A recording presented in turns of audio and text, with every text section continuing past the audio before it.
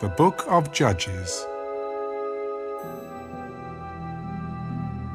Now, after the death of Joshua, it came to pass that the children of Israel asked the Lord, "Who shall be first to go up for us against the Canaanites, to fight against them?"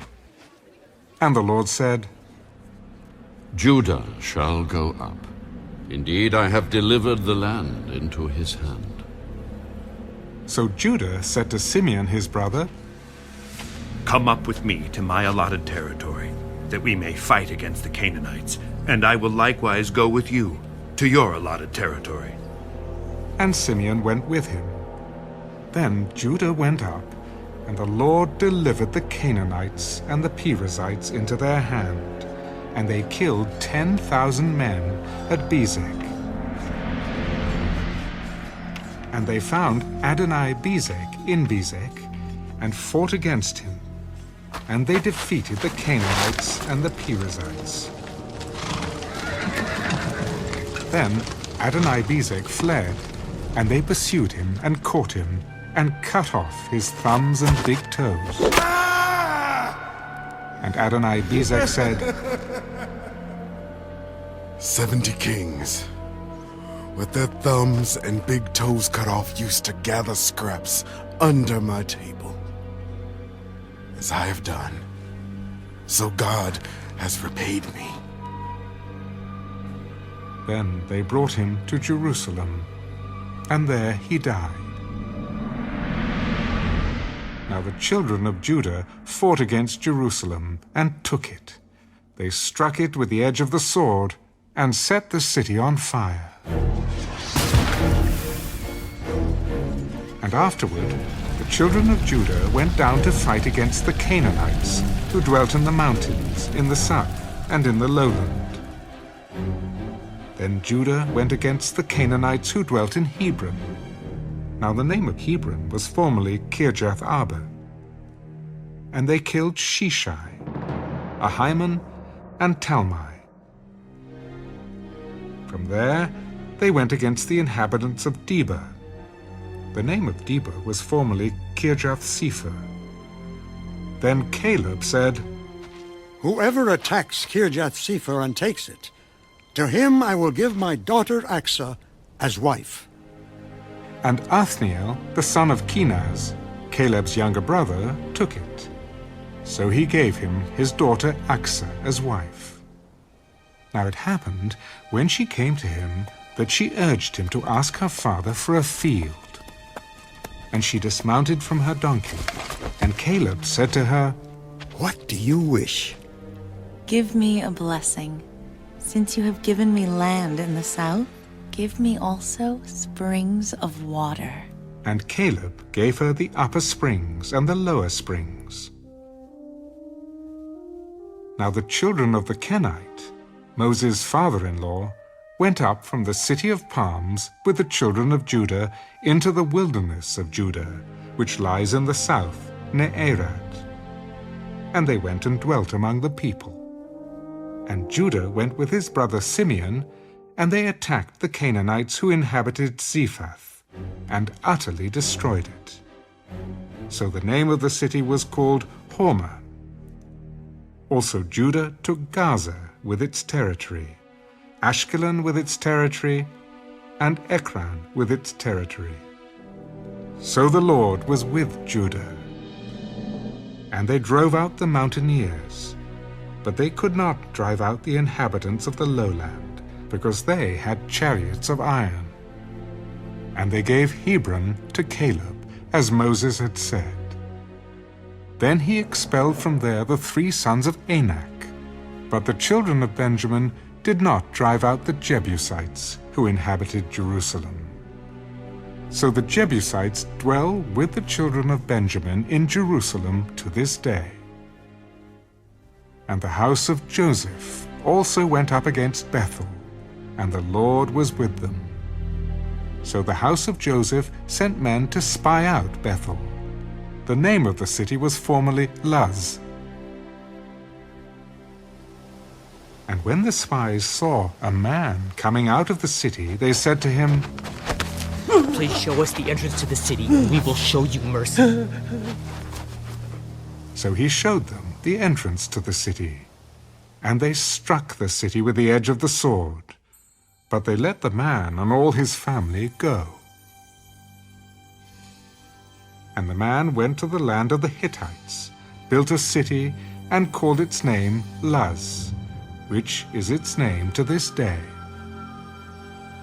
However, Manasseh did not drive out the inhabitants of Beth-shean and its villages, or Taanach and its villages, or the inhabitants of Dor and its villages, or the inhabitants of Ibleam and its villages, or the inhabitants of Megiddo and its villages, for the Canaanites were determined to dwell in that land. And it came to pass, when Israel was strong, that they put the Canaanites under tribute, but did not completely drive them out. Nor did Ephraim drive out the Canaanites who dwelt in Gezer, so the Canaanites dwelt in Gezer among them. Nor did Zebulun drive out the inhabitants of Kitron, or the inhabitants of Nael. So the Canaanites dwelt among them, and were put under tribute.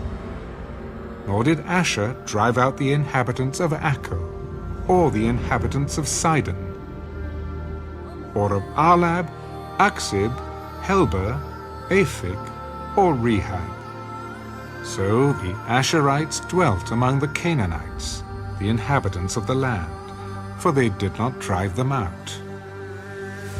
Nor did Naphtali drive out the inhabitants of Beth-shemesh, or the inhabitants of Beth-anath, but they dwelt among the Canaanites, the inhabitants of the land.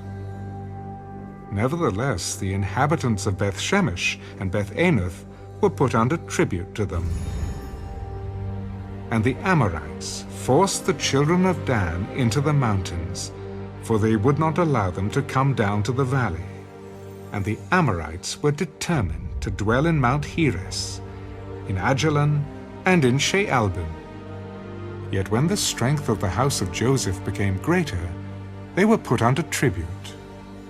Now the boundary of the Amorites was from the ascent of Akrabim, from Selah, and upward.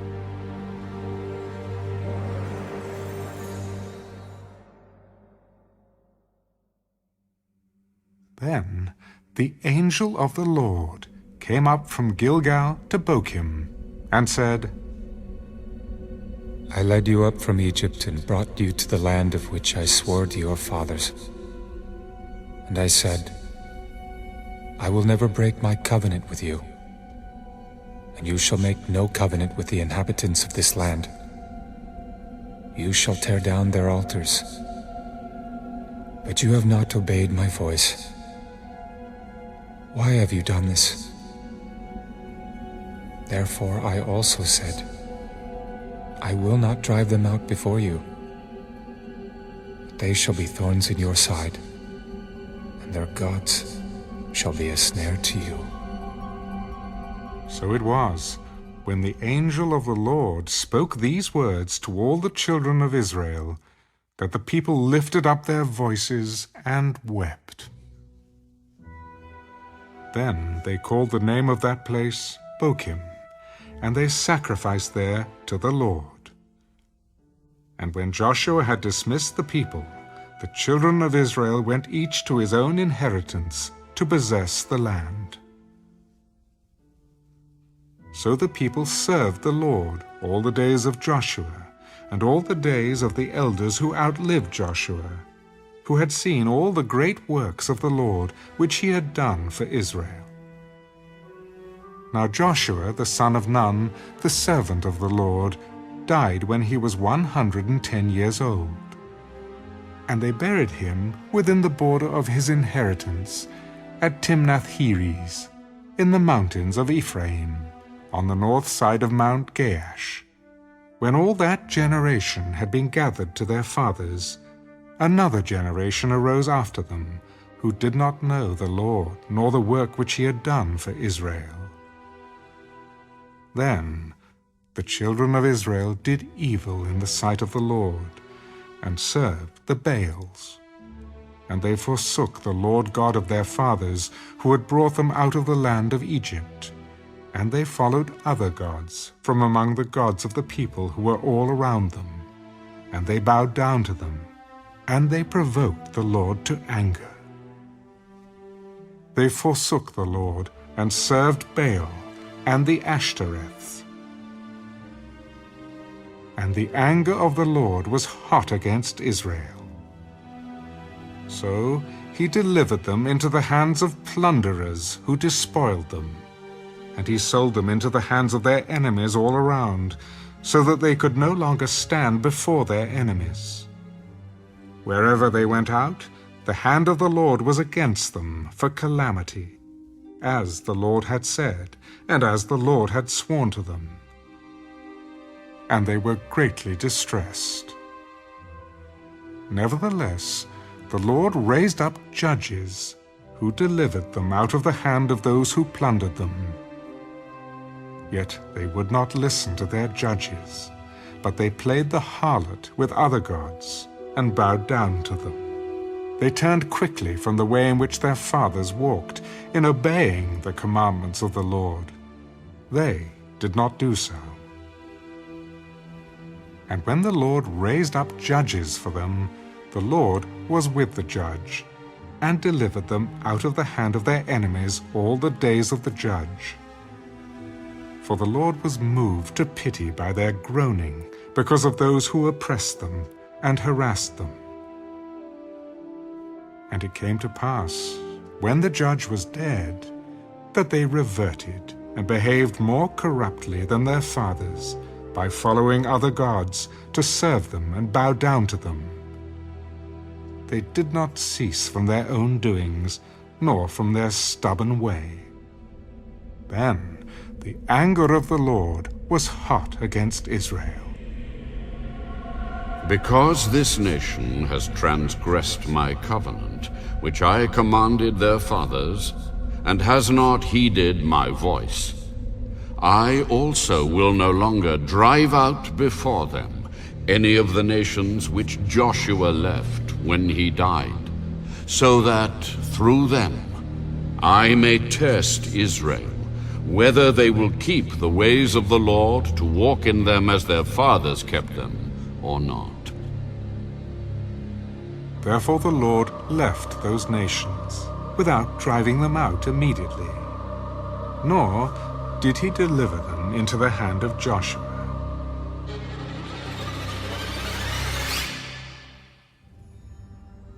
Now these are the nations which the Lord left, that he might test Israel by them, that is, all who had not known any of the wars in Canaan.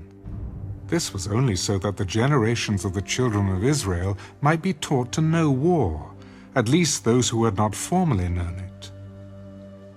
Namely, 5 lords of the Philistines, all the Canaanites, the Sidonians, and the Hivites, who dwelt in Mount Lebanon, from Mount Baal-Hermon to the entrance of Hamath. And they were left, that he might test Israel by them, to know whether they would obey the commandments of the Lord, which he had commanded their fathers by the hand of Moses. Thus the children of Israel dwelt among the Canaanites, the Hittites, the Amorites, the Perizzites, the Hivites, and the Jebusites. And they took their daughters to be their wives, and gave their daughters to their sons, and they served their gods. So the children of Israel did evil in the sight of the Lord. They forgot the Lord their God, and served the Baals and Asherahs. Therefore the anger of the Lord was hot against Israel, and he sold them into the hand of Cushan-Rishathaim, king of Mesopotamia. And the children of Israel served Cushan-Rishathaim 8 years. When the children of Israel cried out to the Lord raised up a deliverer for the children of Israel, who delivered them. Othniel, the son of Kenaz, Caleb's younger brother. The Spirit of the Lord came upon him, and he judged Israel. He went out to war, And the Lord delivered Cushan-Rishathaim, king of Mesopotamia, into his hand, and his hand prevailed over Cushan-Rishathaim. So the land had rest for 40 years. Then Othniel, the son of Kenaz, died. And the children of Israel again did evil in the sight of the Lord. So the Lord strengthened Eglon, king of Moab, against Israel, because they had done evil in the sight of the Lord. Then he gathered to himself the people of Ammon and Amalek, went and defeated Israel, and took possession of the city of palms. So the children of Israel served Eglon, king of Moab, 18 years. But when the children of Israel cried out to the Lord raised up a deliverer for them. Ehud, the son of Gera, the Benjamite, a left-handed man. By him the children of Israel sent tribute to Eglon, king of Moab. Now Ehud made himself a dagger. It was double-edged and a cubit in length, and fastened it under his clothes on his right thigh. So he brought the tribute to Eglon, king of Moab. Now Eglon was a very fat man, and when he had finished presenting the tribute, he sent away the people who had carried the tribute. But he himself turned back from the stone images that were at Gilgal. I have a secret message for you, O king. Keep silence. And all who attended him went out from him. So Ehud came to him. Now he was sitting upstairs in his cool private chamber. I have a message from God for you. So he arose from his seat. Then Ehud reached with his left hand, took the dagger from his right thigh, and thrust it into his belly. Even the hilt went in after the blade, and the fat closed over the blade. For he did not draw the dagger out of his belly, and his entrails came out. Then Ehud went out through the porch and shut the doors of the upper room behind him and locked them. When he had gone out, Eglon's servants came to look, and to their surprise, the doors of the upper room were locked. So they said, "He's probably attending to his needs in the cool chamber." So they waited till they were embarrassed, and still he had not opened the doors of the upper room. Therefore they took the key and opened them. And there was their master, fallen dead on the floor. But Ehud had escaped while they delayed, and passed beyond the stone images, and escaped to Seirah. And it happened, when he arrived, that he blew the trumpet in the mountains of Ephraim, and the children of Israel went down with him from the mountains, and he led them. Then he said to them, "Follow me, for the Lord has delivered your enemies, the Moabites, into your hand."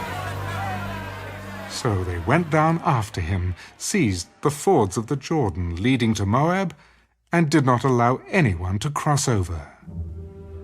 And at that time they killed about 10,000 men of Moab, all stout men of valor, not a man escaped.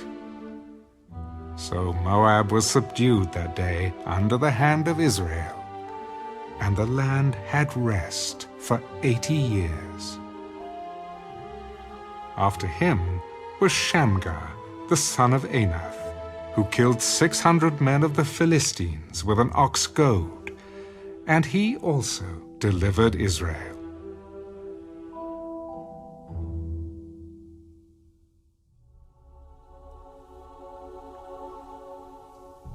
When Ehud was dead, the children of Israel again did evil in the sight of the Lord. So the Lord sold them into the hand of Jabin, king of Canaan, who reigned in Hazor. The commander of his army was Sisera, who dwelt in Harosheth Hagoyim.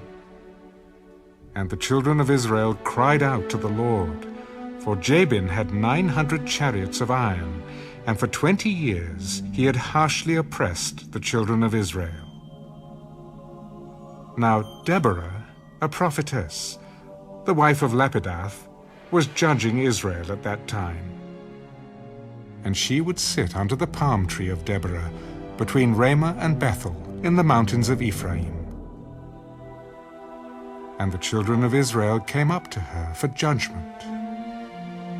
Then she sent and called for Barak, the son of Abinoam, from Kedesh in Naphtali.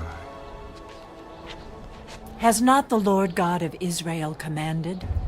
Go and deploy troops at Mount Tabor. Take with you 10,000 men of the sons of Naphtali and of the sons of Zebulun.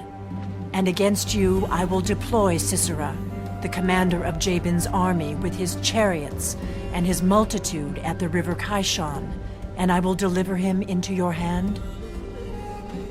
And Barak said to her, If you will go with me, then I will go. But if you will not go with me, I will not go. I will surely go with you.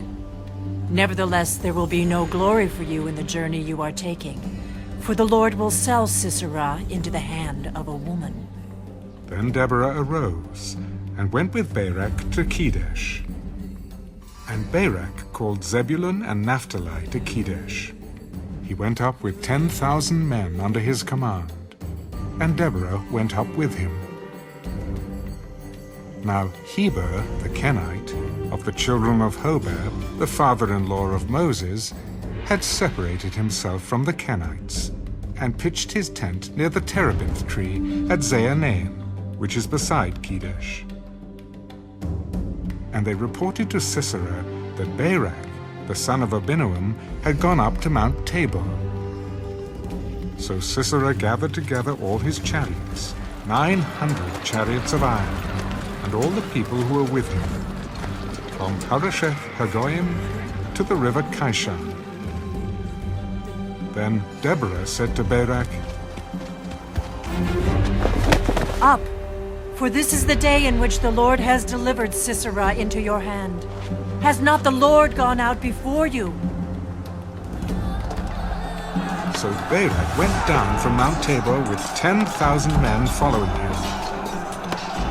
And the Lord routed Sisera and all his chariots, all his army, with the edge of the sword before Barak.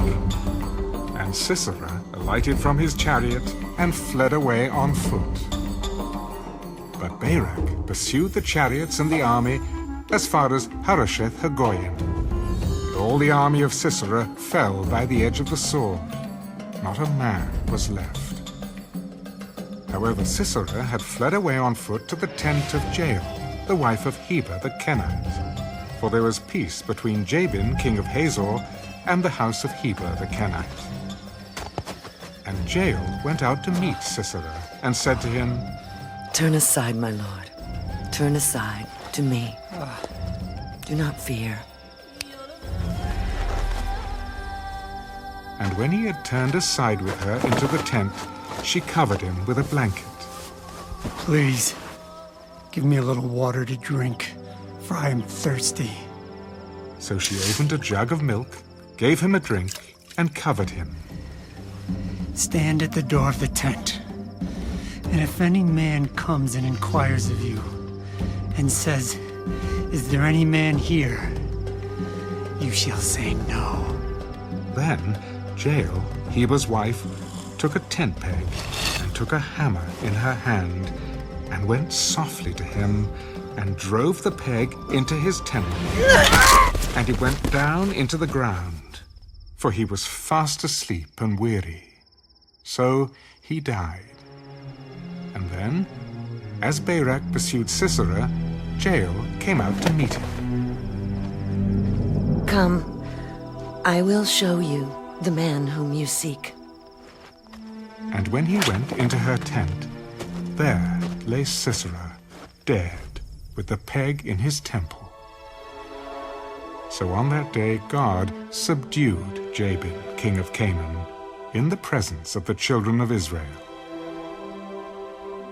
And the hand of the children of Israel grew stronger and stronger against Jabin, king of Canaan, until they had destroyed Jabin, king of Canaan.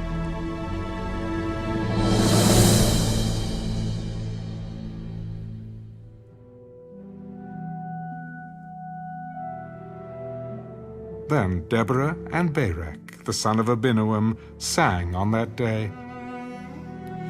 When leaders lead in Israel, when the people willingly offer themselves, bless the Lord. Hear, O kings, give ear, O princes. I, even I, will sing to the Lord. I will sing praise to the Lord God of Israel. Lord, when you went out from Seir, when you marched from the field of Edom, the earth trembled and the heavens poured. The clouds also poured water. The mountains gushed before the Lord. This Sinai, before the Lord God of Israel, in the days of Shamgar, the son Anath, in the days of Jael, the highways were deserted, and the travelers walked along the byways. Village life ceased. It ceased in Israel until I, Deborah, arose. Arose, a mother in Israel.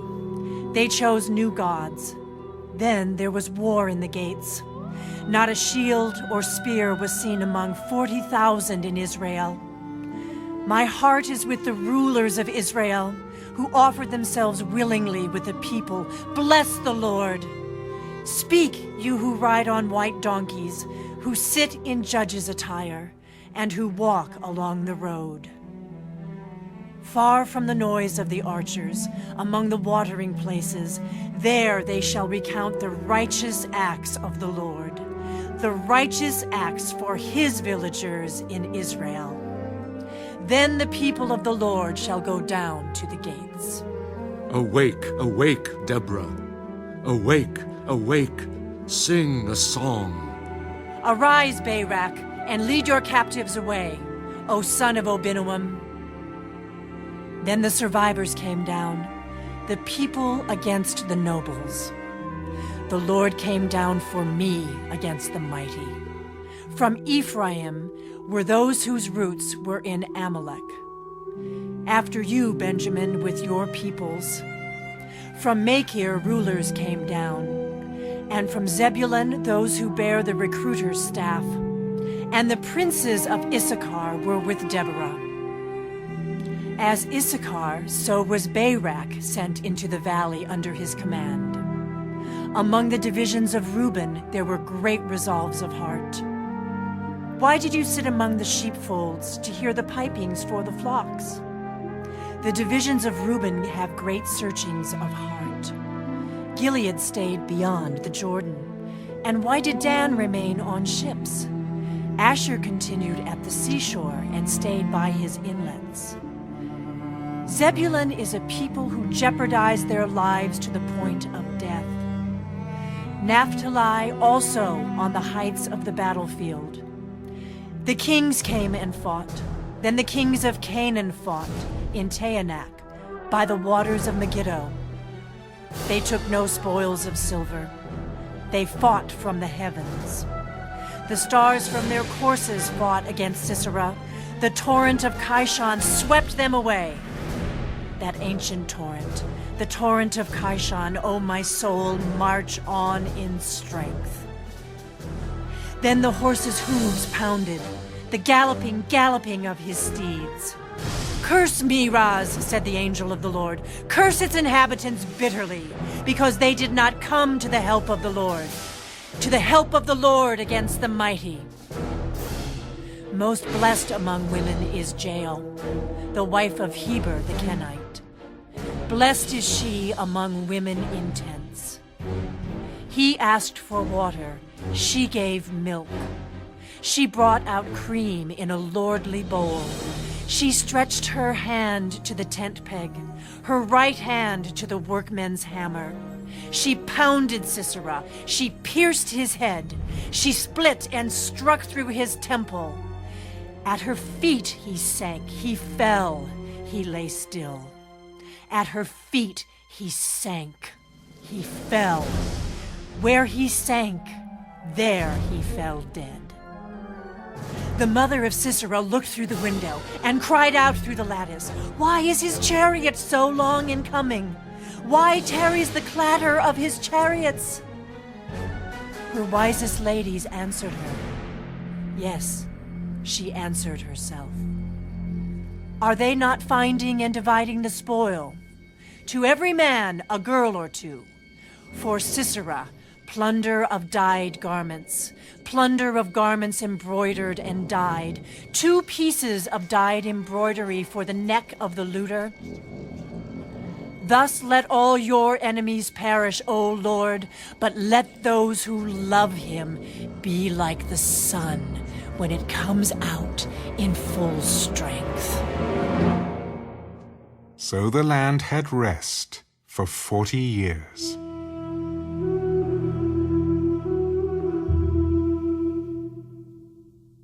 Then the children of Israel did evil in the sight of the Lord.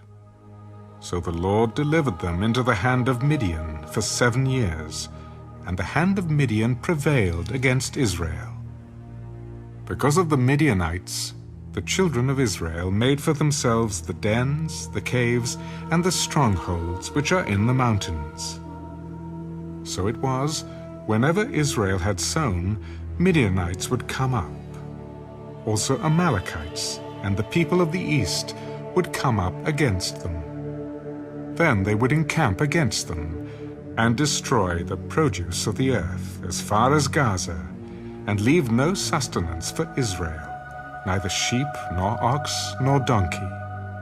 For they would come up with their livestock and their tents, coming in as numerous as locusts. Both they and their camels were without number. And they would enter the land to destroy it. So Israel was greatly impoverished because of the Midianites, and the children of Israel cried out to the Lord. And it came to pass, when the children of Israel cried out to the Lord because of the Midianites, that the Lord sent a prophet to the children of Israel. Thus says the Lord God of Israel, I brought you up from Egypt, and brought you out of the house of bondage. And I delivered you out of the hand of the Egyptians, and out of the hand of all who oppressed you, and drove them out before you, and gave you their land.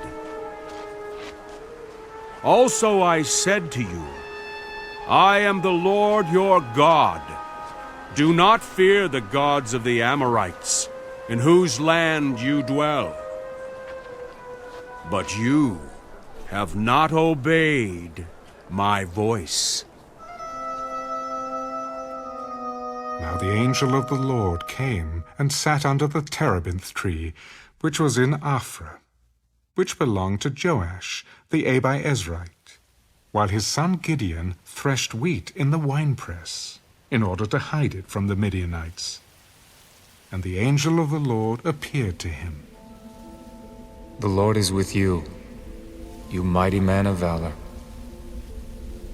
Oh, my Lord, if the Lord is with us, why then has all this happened to us? And where are all his miracles which our fathers told us about, saying, Did not the Lord bring us up from Egypt? But now the Lord has forsaken us, and delivered us into the hands of the Midianites. Go in this might of yours, and you shall save Israel from the hands of the Midianites. Have I not sent you? Oh, my Lord, how can I save Israel? Indeed, my clan is the weakest in Manasseh, and I am the least in my father's house. Surely I will be with you, and you shall defeat the Midianites as one man. If now I have found favor in your sight, then show me a sign that it is you who talk with me. Do not depart from here, I pray, until I come to you and bring out my offering and set it before me. I will wait until you come back. So Gideon went in and prepared a young goat and unleavened bread from the ephah of flour. The meat he put in a basket, And he put the broth in a pot, and he brought them out to him under the terebinth tree, and presented them. The angel of God said to him, Take the meat and the unleavened bread, and lay them on this rock, and pour out the broth. And he did so. Then the angel of the Lord put out the end of the staff that was in his hand, and touched the meat and the unleavened bread. And fire rose out of the rock, and consumed the meat and the unleavened bread. And the angel of the Lord departed out of his sight. Now Gideon perceived that he was the angel of the Lord. Alas, O Lord God, for I have seen the angel of the Lord face to face. Peace be with you. Do not fear. You shall not die. So Gideon built an altar there to the Lord, and called it, The Lord is Peace. To this day it is still in Ophrah of the Abiezrites. Now it came to pass the same night that the Lord said to him, Take your father's young bull, the second bull of 7 years old, and tear down the altar of Baal that your father has, and cut down the wooden image that is beside it, and build an altar to the Lord your God on top of this rock in the proper arrangement. And take the second bull, and offer a burnt sacrifice with the wood of the image, which you shall cut down.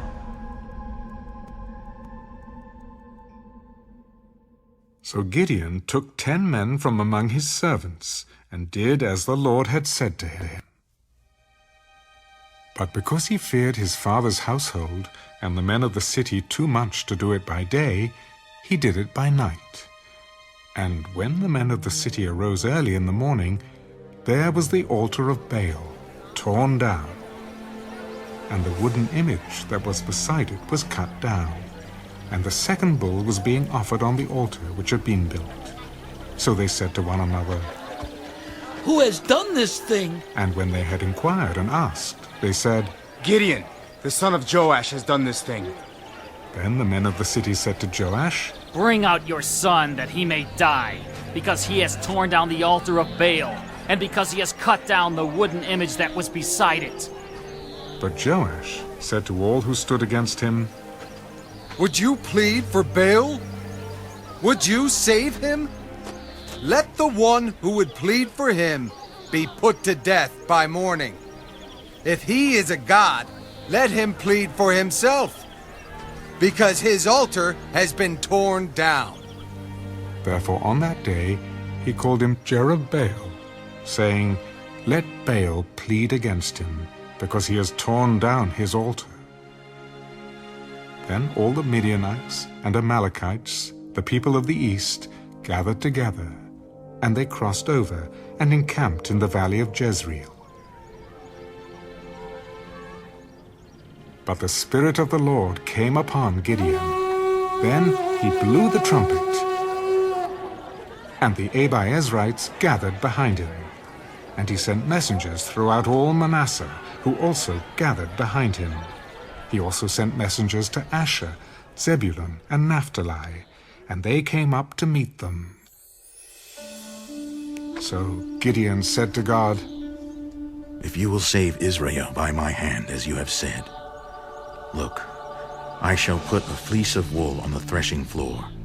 If there is dew on the fleece only, and it is dry on all the ground, then I shall know that you will save Israel by my hand, as you have said. And it was so.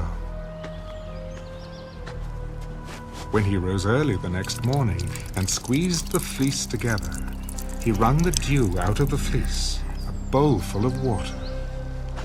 Then Gideon said to God, Do not be angry with me, but let me speak just once more.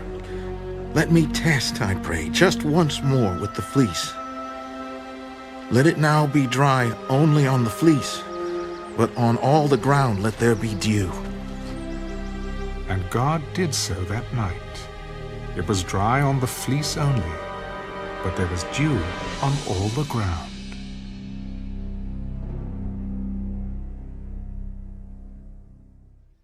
Then Jerubbaal, that is Gideon, and all the people who were with him rose early, and encamped beside the well of Harod, so that the camp of the Midianites was on the north side of them, by the hill of Moreh, in the valley.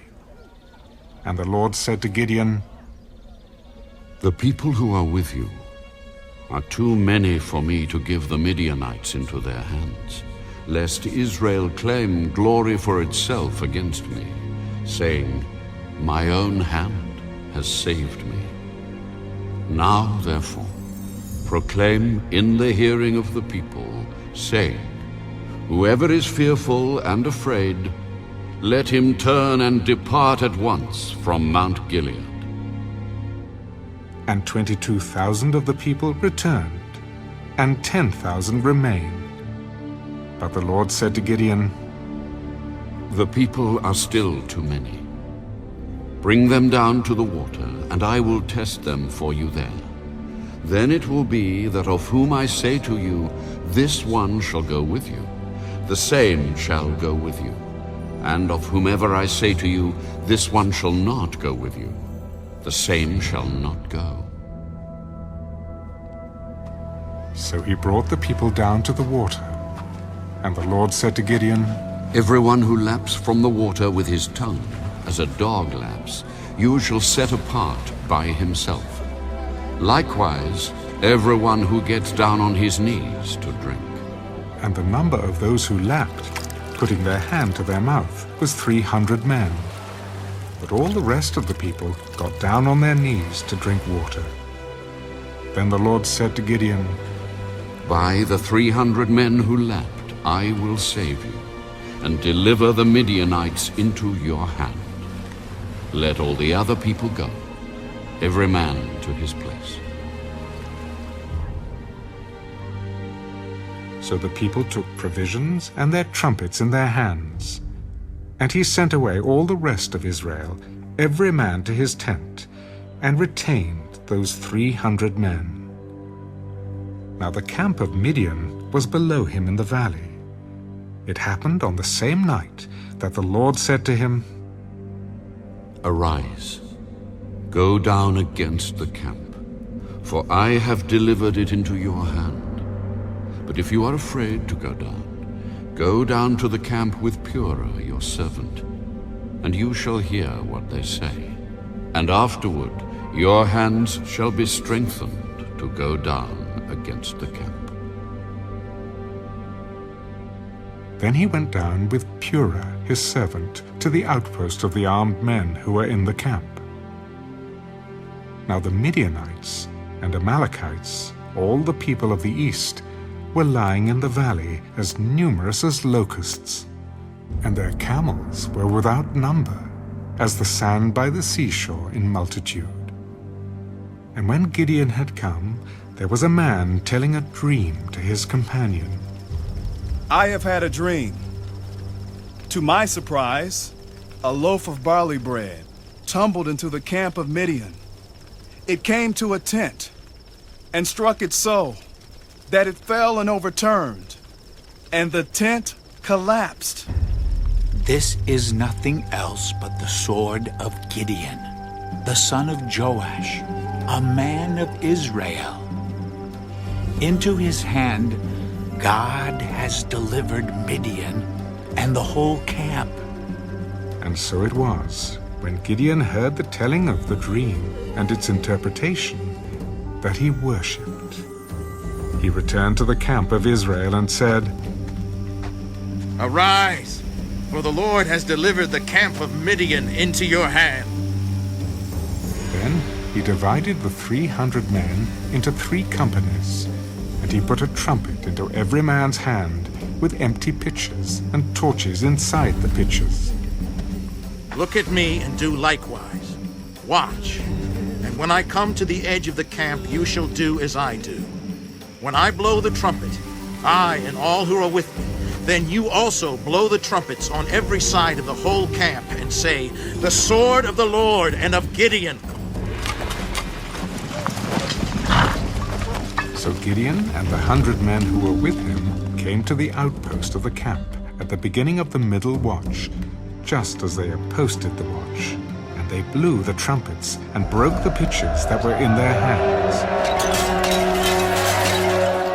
Then the 3 companies blew the trumpets and broke the pitchers. They held the torches in their left hands and the trumpets in their right hands for blowing. And they cried, "The sword of the Lord and of Gideon!" And every man stood in his place all around the camp. And the whole army ran and cried out and fled. When the 300 blew the trumpets, the Lord set every man's sword against his companion throughout the whole camp. And the army fled to Beth-Acacia, toward Zerorah, as far as the borders of Abel-Meholah, by Tabbath. And the men of Israel gathered together from Naphtali, Asher, and all Manasseh, and pursued the Midianites. Then Gideon sent messengers throughout all the mountains of Ephraim. Come down against the Midianites, and seize from them the watering places, as far as Beth-barah and the Jordan. Then all the men of Ephraim gathered together and seized the watering places, as far as Beth-barah and the Jordan. And they captured 2 princes of the Midianites, Oreb and Zeeb. They killed Oreb at the rock of Oreb, and Zeeb they killed at the winepress of Zeeb. They pursued Midian and brought the heads of Oreb and Zeeb to Gideon on the other side of the Jordan.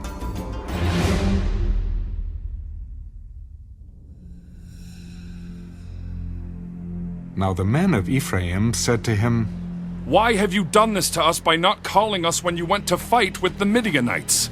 And they reprimanded him sharply. So he said to them, What have I done now in comparison with you? Is not the gleaning of the grapes of Ephraim better than the vintage of Abiezer? God has delivered into your hands the princes of Midian, Oreb, and Zeeb. And what was I able to do in comparison with you? Then their anger toward him subsided when he said that. When Gideon came to the Jordan, he and the 300 men who were with him crossed over, exhausted but still in pursuit. Then he said to the men of Succoth, Please give loaves of bread to the people who follow me, for they are exhausted. And I am pursuing Zebah and Zalmunna, kings of Midian. And the leaders of Succoth said, Are the hands of Zebah and Zalmunna now in your hand, that we should give bread to your army? For this cause, when the Lord has delivered Zebah and Zalmunna into my hand, then I will tear your flesh with the thorns of the wilderness and with briars. Then he went up from there to Penuel and spoke to them in the same way. And the men of Penuel answered him as the men of Succoth had answered. So he also spoke to the men of Penuel. When I come back in peace, I will tear down this tower. Now Zebah and Zalmunna were at Karkor, and their armies with them, about 15,000, all who were left of all the army of the people of the east. For 120,000 men who drew the sword had fallen. Then Gideon went up by the road of those who dwell in tents on the east of Nobah and Jogbehah, and he attacked the army while the camp felt secure. When Zebah and Zalmunna fled, he pursued them, and he took the 2 kings of Midian, Zebah and Zalmunna, and routed the whole army. Then Gideon, the son of Joash, returned from battle, from the ascent of Heres. And he caught a young man of the men of Succoth, and interrogated him. And he wrote down for him the leaders of Succoth and its elders, 77 men. Then he came to the men of Succoth and said, Here are Zebah and Zalmunna, about whom you ridiculed me, saying, Are the hands of Zebah and Zalmunna now in your hand, that we should give bread to your weary men? And he took the elders of the city, and thorns of the wilderness and briars, and with them he taught the men of Succoth. Then he tore down the tower of Penuel and killed the men of the city.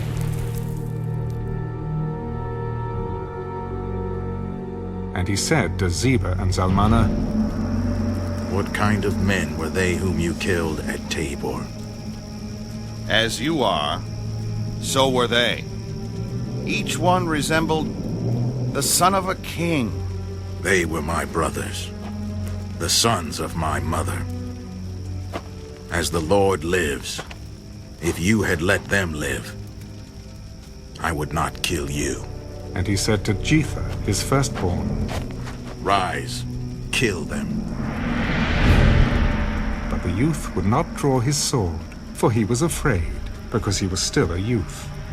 So Zebah and Zalmunna said, Rise yourself and kill us, for as a man is, so is his strength.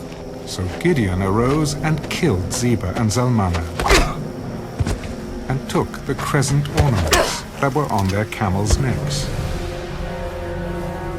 Then the men of Israel said to Gideon, Rule over us, both you and your son, and your grandson also, for you have delivered us from the hand of Midian.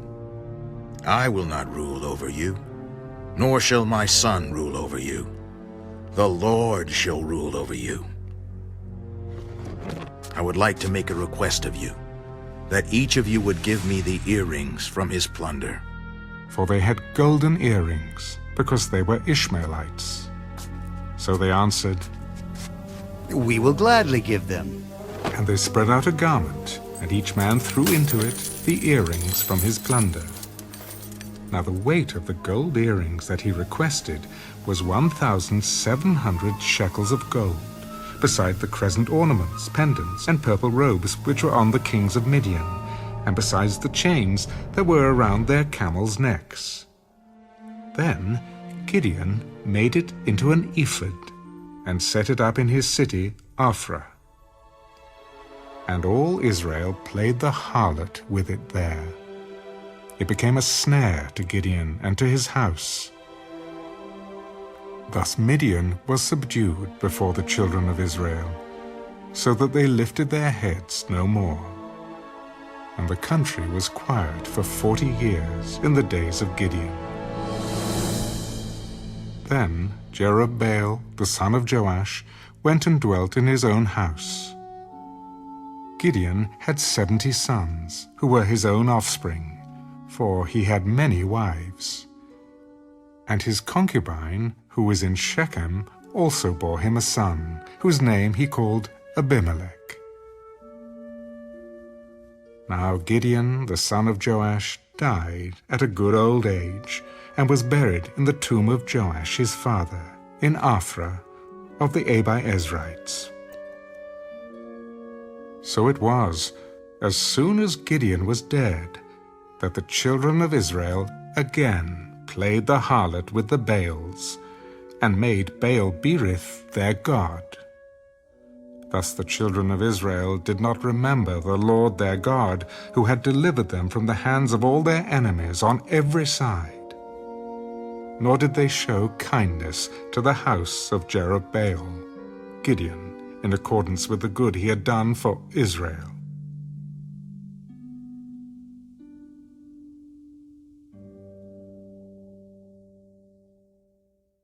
Then Abimelech, the son of Jerubbaal, went to Shechem, to his mother's brothers, and spoke with them and with all the family of the house of his mother's father.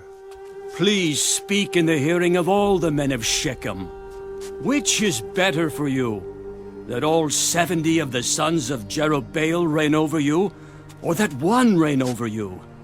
Remember that I am your own flesh and bone. And his mother's brothers spoke all these words concerning him in the hearing of all the men of Shechem. And their heart was inclined to follow Abimelech, for they said, He is our brother. So they gave him 70 shekels of silver from the temple of Baal-berith, of which Abimelech hired worthless and reckless men, and they followed him.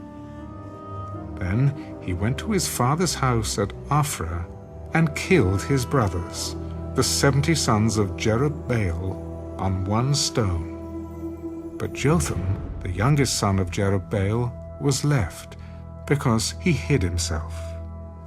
And all the men of Shechem gathered together, all of Beth Millo, and they went and made Abimelech king, beside the terebinth tree at the pillar that was in Shechem.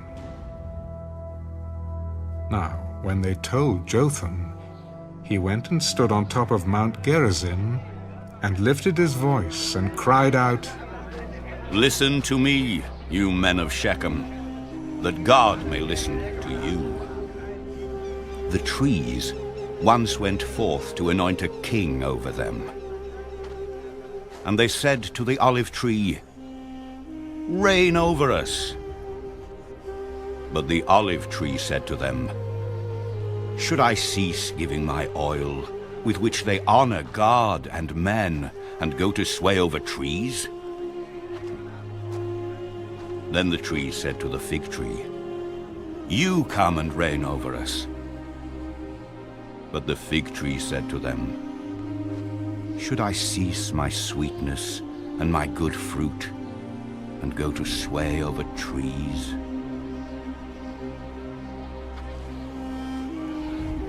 Then the trees said to the vine, You come and reign over us. But the vine said to them, Should I cease my new wine, which cheers both God and men, and go to sway over trees? Then all the trees said to the bramble, You come and reign over us. And the bramble said to the trees, If in truth you anoint me as king over you, then come and take shelter in my shade. But if not, let fire come out of the bramble and devour the cedars of Lebanon. Now therefore, if you have acted in truth and sincerity in making Abimelech king, and if you have dealt well with Jerubbaal and his house, and have done to him as he deserves, for my father fought for you, risked his life, and delivered you out of the hand of Midian. But you have risen up against my father's house this day, and killed his 70 sons on one stone, and made Abimelech, the son of his female servant, king over the men of Shechem, because he is your brother. If then you have acted in truth and sincerity with Jerubbaal and with his house this day, then rejoice in Abimelech, and let him also rejoice in you. But if not, let fire come from Abimelech, and devour the men of Shechem and Beth Millo, and let fire come from the men of Shechem and from Beth Millo, and devour Abimelech. And Jotham ran away and fled. And he went to Beer, and dwelt there, for fear of Abimelech his brother. After Abimelech had reigned over Israel 3 years, God sent a spirit of ill will between Abimelech and the men of Shechem. And the men of Shechem dealt treacherously with Abimelech, that the crime done to the 70 sons of Jerubbaal might be settled, and their blood be laid on Abimelech their brother, who killed them, and on the men of Shechem who aided him in the killing of his brothers. And the men of Shechem set men in ambush against him on the tops of the mountains, and they robbed all who passed by them along that way. And it was told Abimelech. Now Gaal, the son of Ebed, came with his brothers, and went over to Shechem. And the men of Shechem put their confidence in him. So they went out into the fields, and gathered grapes from their vineyards, and trod them, and made merry. And they went into the house of their God, and ate and drank, and cursed Abimelech. Then Gaal, the son of Ebed, said, Who is Abimelech, and who is Shechem, that we should serve him? Is he not the son of Jerubbaal, and is not Zebul his officer? Serve the men of Hamor, the father of Shechem. But why should we serve him? If only this people were under my authority, then I would remove Abimelech. So he said to Abimelech, Increase your army, and come out. When Zebul, the ruler of the city, heard the words of Gaal, the son of Ebed, his anger was aroused. And he sent messengers to Abimelech secretly. Take note, Gaal, the son of Ebed, and his brothers have come to Shechem. And here they are, fortifying the city against you. Now therefore, get up by night, you and the people who are with you, and lie and wait in the field. And it shall be, as soon as the sun is up in the morning, that you shall rise early and rush upon the city. And when he and the people who are with him come out against you, you may then do to them as you find opportunity. So Abimelech and all the people who were with him rose by night and lay in wait against Shechem in 4 companies. When Gaal, the son of Ebed, went out and stood in the entrance to the city gate, Abimelech and the people who were with him rose from lying in wait. And when Gaal saw the people, he said to Zebul, Look! People are coming down from the tops of the mountains. You see the shadows of the mountains as if they were men. See, people are coming down from the center of the land, and another company is coming from the diviner's terebinth tree. Where indeed is your mouth now, with which you said, Who is Abimelech that we should serve him? Are not these the people whom you despised? Go out, if you will, and fight with them now. So Gaal went out, leading the men of Shechem, and fought with Abimelech. And Abimelech chased Asa, and he fled from him. And many fell wounded to the very entrance of the gate. Then Abimelech dwelt at Arose, and Zebul drove out Gaal and his brothers, so that they would not dwell in Shechem.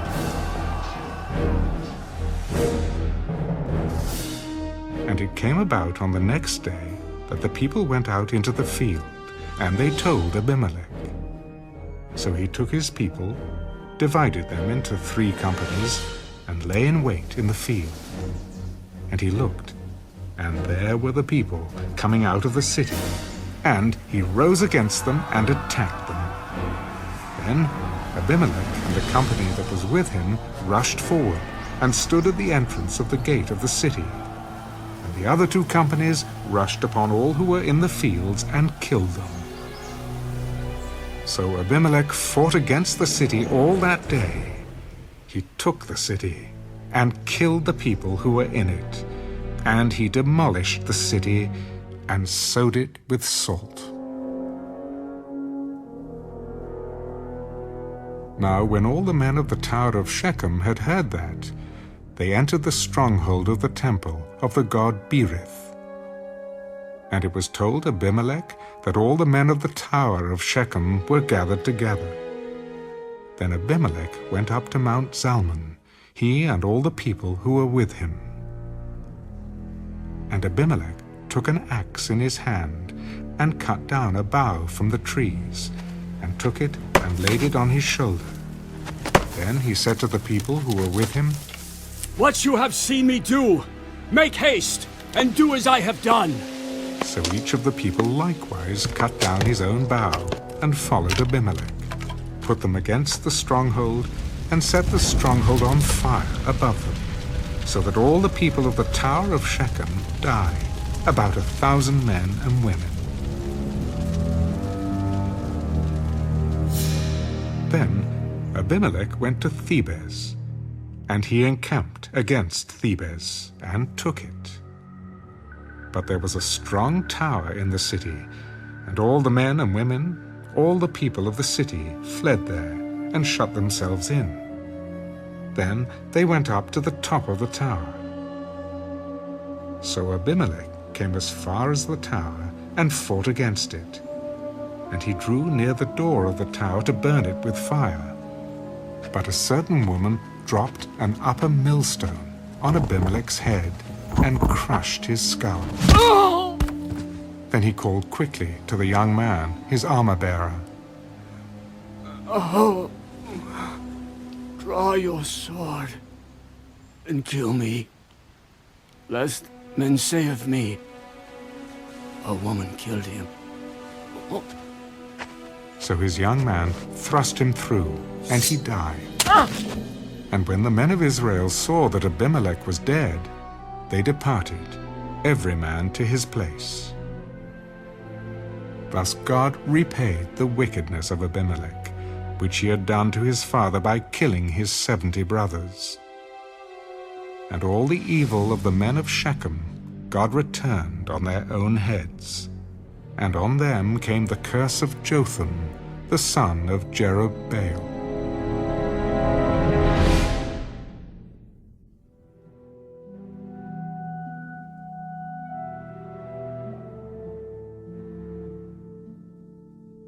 After Abimelech, there arose to save Israel Tola, the son of Pur, the son of Dodo, a man of Issachar, and he dwelt in Shamoh, in the mountains of Ephraim. He judged Israel 23 years, and he died and was buried in Shamoh. After him arose Jair, a Gileadite, and he judged Israel 22 years. Now he had 30 sons who rode on 30 donkeys. They also had 30 towns, which are called Havoth-Jair to this day, which are in the land of Gilead. And Jair died and was buried in Canaan. Then the children of Israel again did evil in the sight of the Lord, and served the Baals and the Ashtoreths, the gods of Syria, the gods of Sidon, the gods of Moab, the gods of the people of Ammon, and the gods of the Philistines. And they forsook the Lord, and did not serve him. So the anger of the Lord was hot against Israel, and he sold them into the hands of the Philistines, and into the hands of the people of Ammon. From that year they harassed and oppressed the children of Israel for 18 years. All the children of Israel who were on the other side of the Jordan, in the land of the Amorites, in Gilead. Moreover, the people of Ammon crossed over the Jordan to fight against Judah also, against Benjamin, and against the house of Ephraim, so that Israel was severely distressed. And the children of Israel cried out to the Lord, "We have sinned against you, because we have both forsaken our God and served the Baals." So the Lord said to the children of Israel, Did I not deliver you from the Egyptians, and from the Amorites, and from the people of Ammon, and from the Philistines? Also the Sidonians, and Amalekites, and Maonites oppressed you. And you cried out to me, and I delivered you from their hand. Yet you have forsaken me, and served other gods. Therefore I will deliver you no more. Go and cry out to the gods which you have chosen. Let them deliver you in your time of distress. We have sinned. Do to us whatever seems best to you. Only deliver us this day, we pray. So they put away the foreign gods from among them, and served the Lord. And his soul could no longer endure the misery of Israel. Then the people of Ammon gathered together and encamped in Gilead. And the children of Israel assembled together and encamped in Mizpah. And the people, the leaders of Gilead, said to one another, Who is the man who will begin the fight against the people of Ammon? He shall be head over all the inhabitants of Gilead.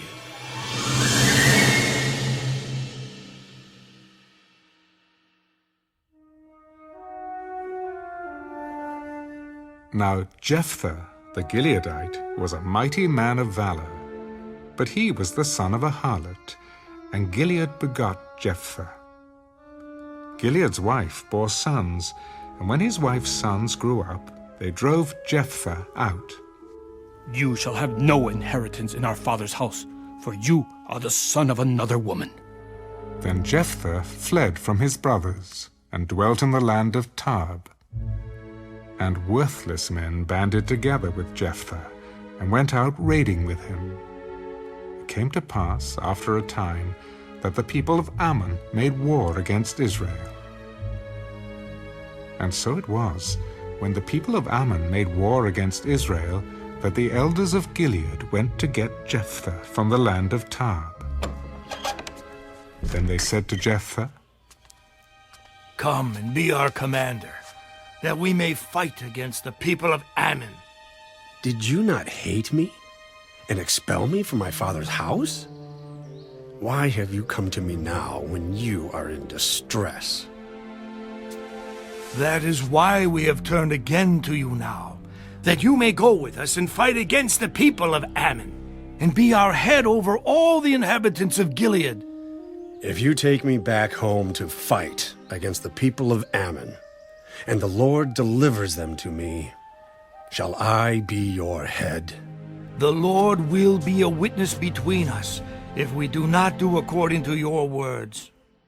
Then Jephthah went with the elders of Gilead, and the people made him head and commander over them. And Jephthah spoke all his words before the Lord in Mizpah. Now Jephthah sent messengers to the king of the people of Ammon. What do you have against me that you have come to fight against me in my land? And the king of the people of Ammon answered the messengers of Jephthah, Because Israel took away my land when they came up out of Egypt, from the Arnon as far as the Jabbok and to the Jordan. Now therefore restore those lands peaceably. So Jephthah again sent messengers to the king of the people of Ammon. Thus says Jephthah, Israel did not take away the land of Moab, nor the land of the people of Ammon. For when Israel came up from Egypt, they walked through the wilderness as far as the Red Sea and came to Kadesh. Then Israel sent messengers to the king of Edom, saying, Please let me pass through your land. But the king of Edom would not heed. And in like manner they sent to the king of Moab, but he would not consent. So Israel remained in Kadesh, and they went along through the wilderness and bypassed the land of Edom and the land of Moab, came to the east side of the land of Moab, and encamped on the other side of Arnon. But they did not enter the border of Moab, for the Arnon was the border of Moab. Then Israel sent messengers to Sihon, king of the Amorites, king of Heshbon. And Israel said to him, Please let us pass through your land into our place. But Sihon did not trust Israel to pass through his territory. So Sihon gathered all his people together, encamped in Jahaz, and fought against Israel. And the Lord God of Israel delivered Sihon and all his people into the land of Israel, and they defeated them. Thus Israel gained possession of all the land of the Amorites, who inhabited that country. They took possession of all the territory of the Amorites, from the Arnon to the Jabbok, and from the wilderness to the Jordan. And now the Lord God of Israel has dispossessed the Amorites from before his people Israel. Should you then possess it? Will you not possess whatever Chemosh, your God, gives you to possess? So whatever the Lord our God takes possession of before us, we will possess. And now, are you any better than Balak, the son of Zippor, king of Moab? Did he ever strive against Israel? Did he ever fight against them? While Israel dwelt in Heshbon and its villages, in Aroer and its villages, and in all the cities along the banks of the Arnon. For 300 years, why did you not recover them within that time? Therefore, I have not sinned against you, but you wronged me by fighting against me. May the Lord, the judge, render judgment this day between the children of Israel and the people of Ammon. However, the king of the people of Ammon did not heed the words which Jephthah sent him. Then the Spirit of the Lord came upon Jephthah, and he passed through Gilead and Manasseh, and passed through Mizpah of Gilead, and from Mizpah of Gilead he advanced toward the people of Ammon. And Jephthah made a vow to the Lord. If you will indeed deliver the people of Ammon into my hands, then it will be that whatever comes out of the doors of my house to meet me when I return in peace from the people of Ammon shall surely be the Lord's, and I will offer it up as a burnt offering. So Jephthah advanced toward the people of Ammon to fight against them, and the Lord delivered them into his hands. And he defeated them from Aroer as far as Minnith, 20 cities, and to Abel-keramim with a very great slaughter. Thus the people of Ammon were subdued before the children of Israel. When Jephthah came to his house at Mizpah, there was his daughter coming out to meet him with timbrels and dancing. And she was his only child. Besides her, he had neither son nor daughter. And it came to pass, when he saw her, that he tore his clothes and said, Alas, my daughter, you have brought me very low. You are among those who trouble me, for I have given my word to the Lord, and I cannot go back on it. My father, if you have given your word to the Lord, do to me according to what has gone out of your mouth. Because the Lord has avenged you of your enemies, the people of Ammon. Let this thing be done for me. Let me alone for 2 months, that I may go and wander on the mountains, and bewail my virginity, my friends and I.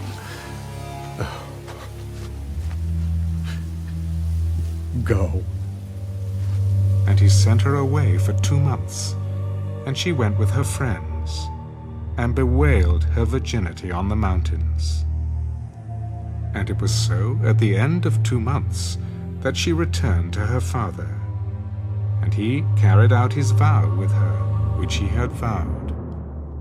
She knew no man, and it became a custom in Israel that the daughters of Israel went 4 days each year to lament the daughter of Jephthah the Gileadite. Then the men of Ephraim gathered together, crossed over toward Zaphon, and said to Jephthah, Why did you cross over to fight against the people of Ammon and did not call us to go with you? We will burn your house down on you with fire.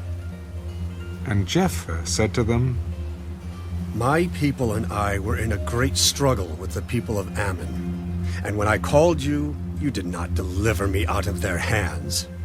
So when I saw that you would not deliver me, I took my life in my hands and crossed over against the people of Ammon, and the Lord delivered them into my hand. Why then have you come up to me this day to fight against me?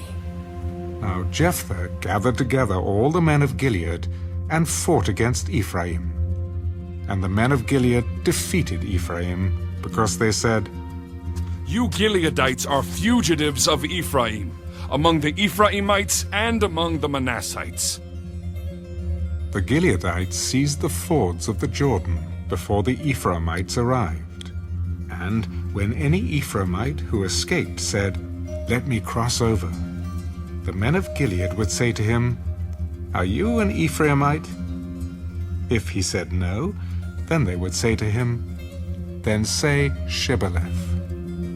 And he would say Sibboleth, for he could not pronounce it right. Then they would take him and kill him, at the fords of the Jordan. There fell at that time 42,000 Ephraimites. And Jephthah judged Israel 6 years. Then Jephthah the Gileadite died, and was buried in among the cities of Gilead. After him Ibzan of Bethlehem judged Israel. He had 30 sons, and he gave away 30 daughters in marriage, and brought in 30 daughters from elsewhere for his sons. He judged Israel 7 years. Then Ibzan died and was buried at Bethlehem. After him Elon the Zebulunite judged Israel. He judged Israel 10 years. And Elon the Zebulunite died, and was buried at Ajalon, in the country of Zebulun. After him Abdon the son of Hillel, the Pirathonite, judged Israel. He had 40 sons and 30 grandsons, who rode on 70 young donkeys. He judged Israel 8 years. Then Abdon the son of Hillel the Pirathonite died, and was buried in Pirathon, in the land of Ephraim, in the mountains of the Amalekites.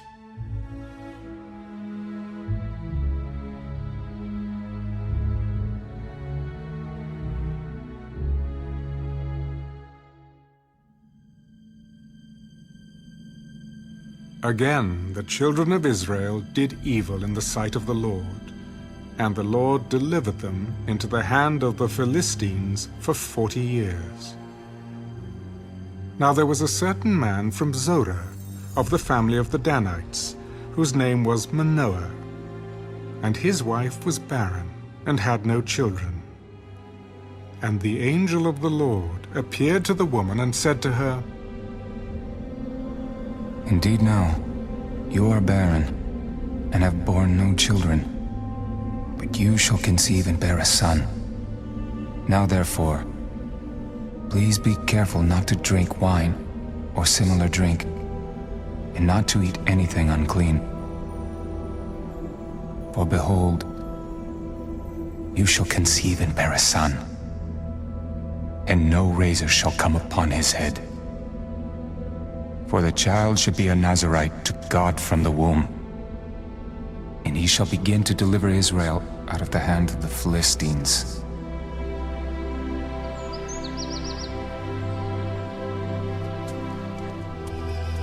So the woman came and told her husband.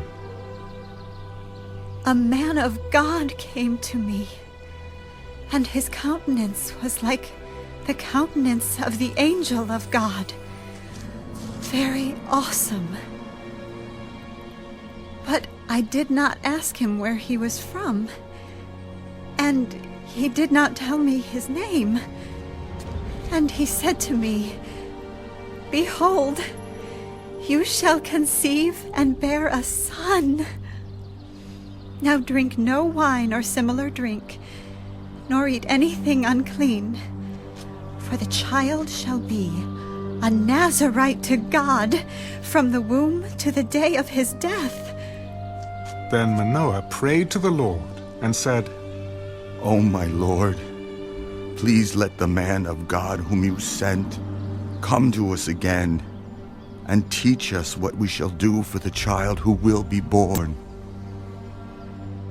And God listened to the voice of Manoah, and the angel of God came to the woman again, as she was sitting in the field. But Manoah, her husband, was not with her. Then the woman ran in haste and told her husband, and said to him, Look, the man who came to me the other day has just now appeared to me. So Manoah arose and followed his wife. When he came to the man, he said to him, Are you the man who spoke to this woman? I am. Now, let your words come to pass. What will be the boy's rule of life and his work? Of all that I said to the woman, let her be careful. She may not eat anything that comes from the vine. nor may she drink wine or similar drink, nor eat anything unclean. All that I commanded her, let her observe. Please let us detain you, and we will prepare a young goat for you. Though you detain me, I will not eat your food. But if you offer a burnt offering, you must offer it to the Lord. For Manoah did not know he was the angel of the Lord. Then Manoah said to the angel of the Lord, What is your name? That when your words come to pass, we may honor you. Why do you ask my name, seeing it is wonderful? So Manoah took the young goat with the grain offering and offered it upon the rock to the Lord. And he did a wondrous thing while Manoah and his wife looked on. It happened, as the flame went up toward heaven from the altar, the angel of the Lord ascended in the flame of the altar. When Manoah and his wife saw this, they fell on their faces to the ground. When the angel of the Lord appeared no more to Manoah and his wife, then Manoah knew that he was the angel of the Lord. And Manoah said to his wife, We shall surely die, because we have seen God. If the Lord had desired to kill us, he would not have accepted a burnt offering and a grain offering from our hands. Nor would he have shown us all these things. Nor would he have told us such things as these at this time. So the woman bore a son and called his name Samson. And the child grew, and the Lord blessed him. And the Spirit of the Lord began to move upon him at Mahane Dan, between Zorah and Eshtaol.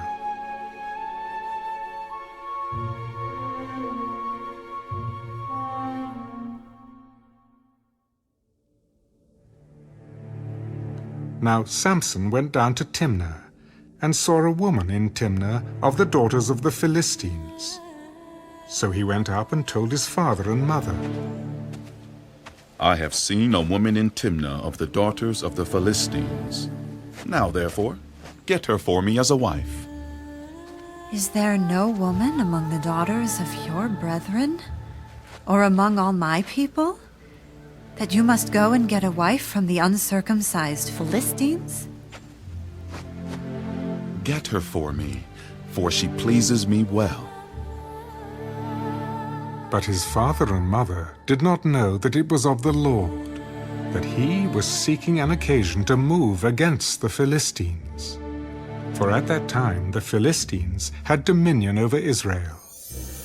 So Samson went down to Timnah with his father and mother, and came to the vineyards of Timnah. Now to his surprise, a young lion came roaring against him, and the Spirit of the Lord came mightily upon him, and he tore the lion apart as one would have torn apart a young goat, though he had nothing in his hand. But he did not tell his father or his mother what he had done. Then he went down and talked with the woman, and she pleased Samson well. After some time, when he returned to get her, he turned aside to see the carcass of the lion. And behold, a swarm of bees and honey were in the carcass of the lion. He took some of it in his hands and went along, eating. When he came to his father and mother, he gave some to them, and they also ate. But he did not tell them that he had taken the honey out of the carcass of the lion. So his father went down to the woman, and Samson gave a feast there, for young men used to do so. And it happened, when they saw him, that they brought 30 companions to be with him. Then Samson said to them, Let me pose a riddle to you. If you can correctly solve and explain it to me within the 7 days of the feast, then I will give you 30 linen garments and 30 changes of clothing. But if you cannot explain it to me, then you shall give me 30 linen garments and 30 changes of clothing. Pose your riddle, that we may hear it. Out of the eater came something to eat, and out of the strong came something sweet. Now for 3 days they could not explain the riddle. But it came to pass on the 7th day that they said to Samson's wife, Entice your husband, that he may explain the riddle to us. Or else we will burn you and your father's house with fire. Have you invited us in order to take what is ours? Is that not so?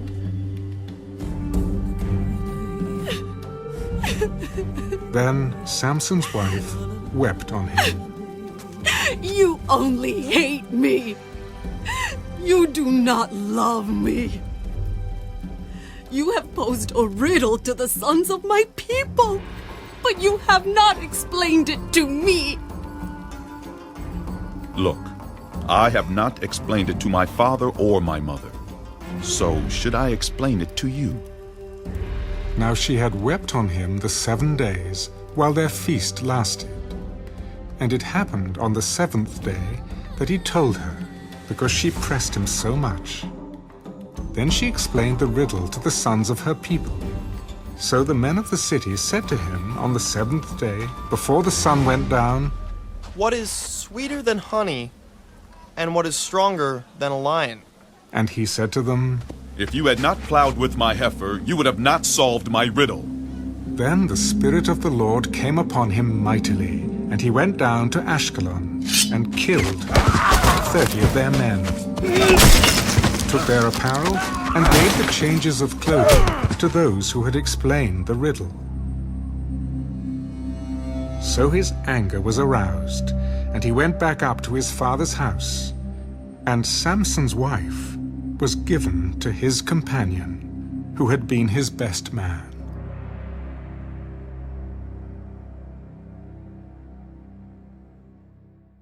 After a while, in the time of wheat harvest, it happened that Samson visited his wife with a young goat. Let me go into my wife, into her room. But her father would not permit him to go in. I really thought that you thoroughly hated her. Therefore, I gave her to your companion.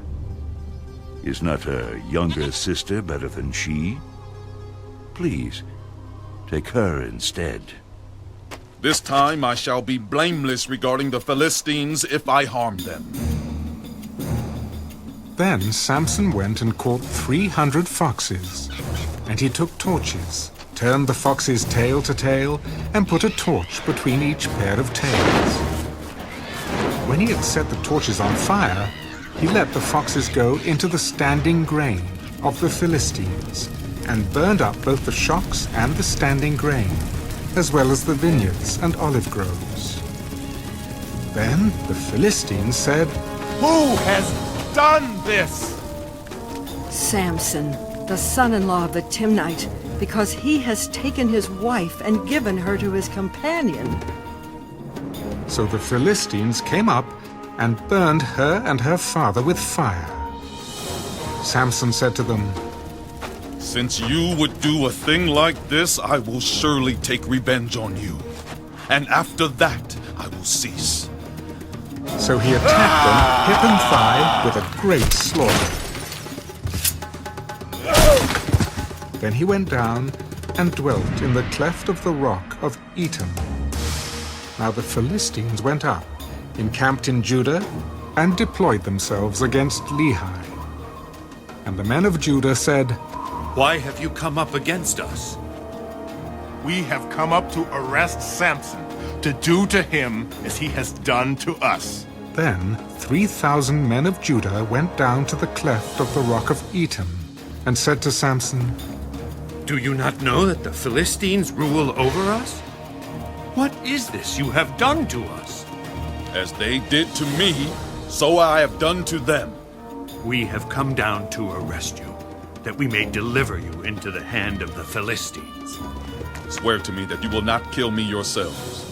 No, but we will tie you securely and deliver you into their hand. but we will surely not kill you. And they bound him with 2 new ropes and brought him up from the rock. When he came to Lehi, the Philistines came shouting against him. Then the Spirit of the Lord came mightily upon him, and the ropes that were on his arms became like flax that is burned with fire, and his bonds broke loose from his hands. He found a fresh jawbone of a donkey, reached out his hand and took it, and killed 1,000 men with it.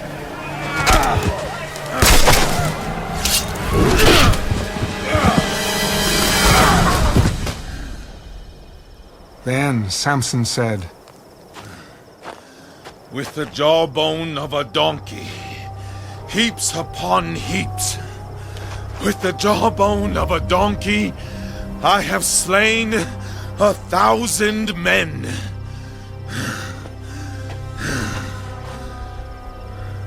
And so it was, when he had finished speaking, that he threw the jawbone from his hand and called that place Ramath Lehi. Then he became very thirsty. So he cried out to the Lord and said, You have given this great deliverance by the hand of your servant. And now shall I die of thirst and fall into the hand of the uncircumcised? So God split the hollow place that is in Lehi, and water came out, and he drank.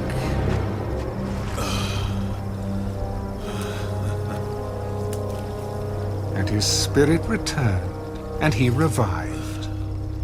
Therefore he called its name En-Hakkore, which is in Lehi to this day.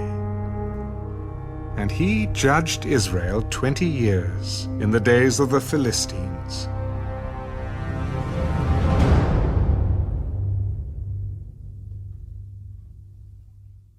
Now Samson went to Gaza, and saw a harlot there, and went into her. When the Gazites were told, Samson has come here, they surrounded the place, and lay in wait for him all night at the gate of the city. They were quiet all night. In the morning, when it is daylight, we will kill him. And Samson lay low till midnight. Then he arose at midnight, took hold of the doors of the gate of the city and the 2 gateposts, pulled them up, bar and all, put them on his shoulders, and carried them to the top of the hill that faces Hebron. Afterward, it happened that he loved a woman in the valley of Sorek, whose name was Delilah. And the lords of the Philistines came up to her and said to her, Entice him, and find out where his great strength lies, and by what means we may overpower him, that we may bind him to afflict him. And every one of us will give you 1,100 pieces of silver.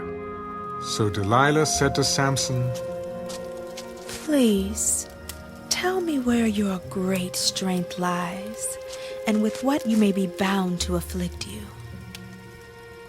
If they bind me with 7 fresh bowstrings, not yet dried, then I shall become weak, and be like any other man. So the lords of the Philistines brought up to her 7 fresh bowstrings, not yet dried, and she bound him with them. Now men were lying in wait, staying with her in the room, and she said to him, The Philistines are upon you, Samson. But he broke the bowstrings as a strand of yarn breaks when it touches fire. So the secret of his strength was not known. Look, you have mocked me and told me lies. Now, please, tell me what you may be bound with.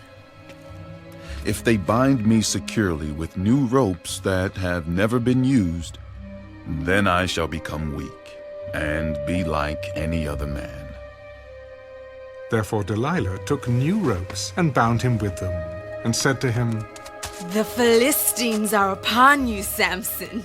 And men were lying in wait, staying in the room. But he broke them off his arms like a thread. Until now, you have mocked me and told me lies. Tell me what you may be bound with. If you weave the 7 locks of my head into the web of the loom.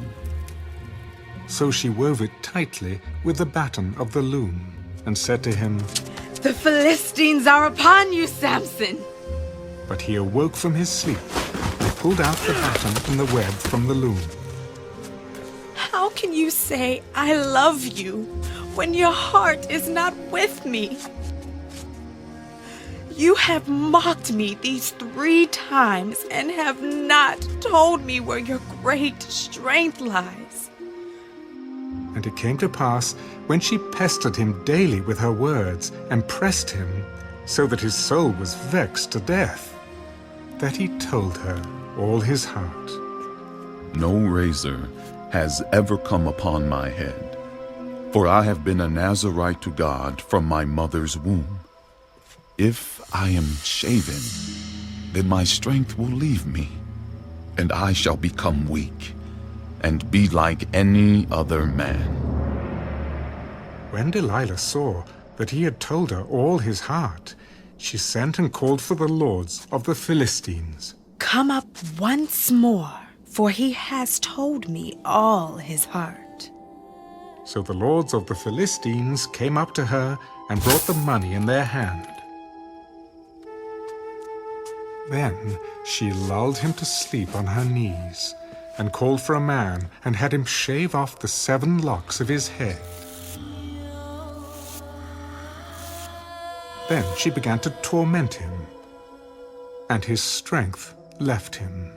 The Philistines are upon you, Samson. So he awoke from his sleep. I will go out as before at other times and shake myself free. But he did not know that the Lord had departed from him. Then the Philistines took him and put out his eyes, and brought him down to Gaza.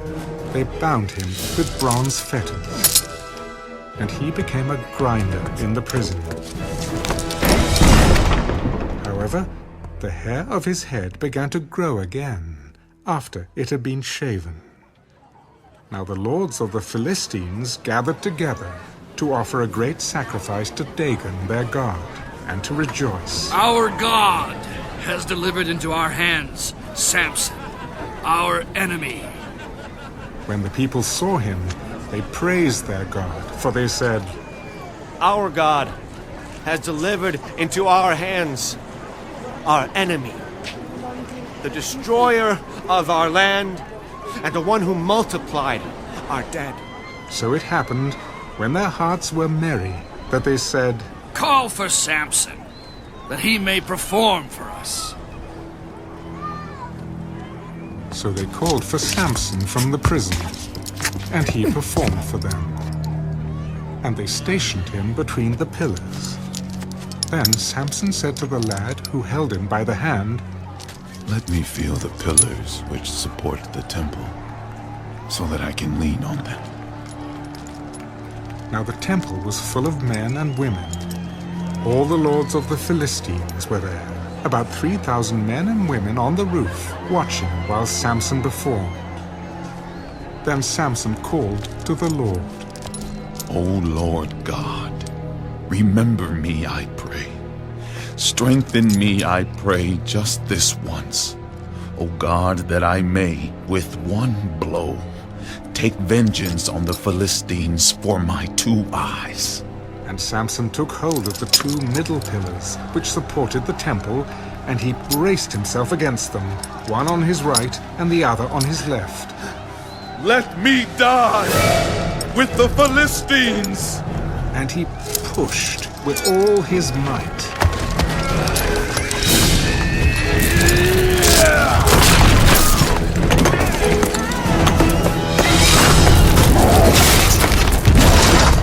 And the temple fell on the lords and all the people who were in it.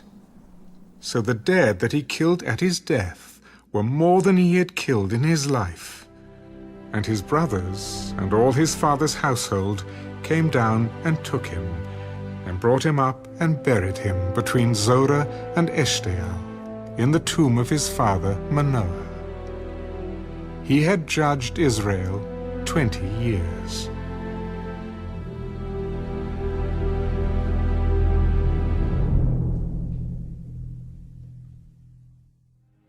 Now there was a man from the mountains of Ephraim, whose name was Micah. And he said to his mother, "The 1,100 shekels of silver that were taken from you, and on which you put a curse, even saying it in my ears. Here is the silver with me. I took it."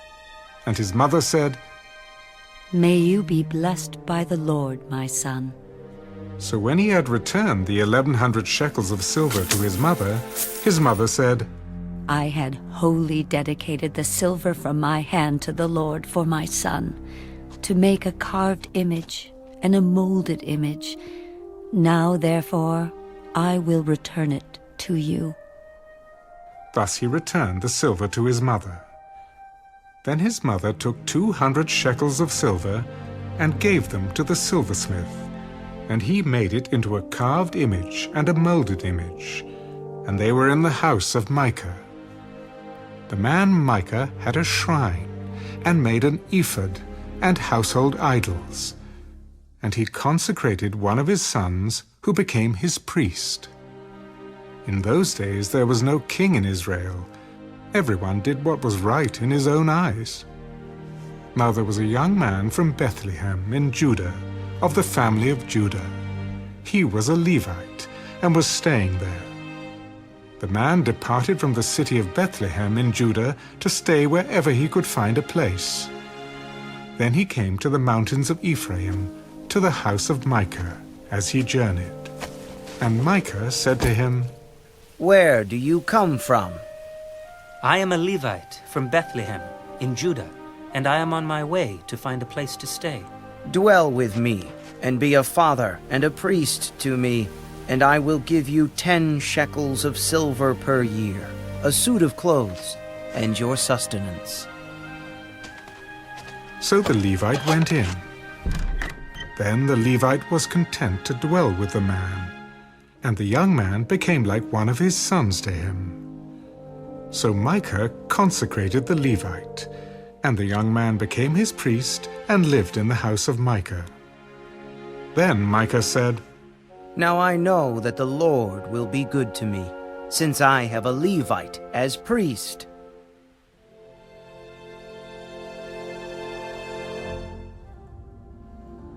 In those days there was no king in Israel.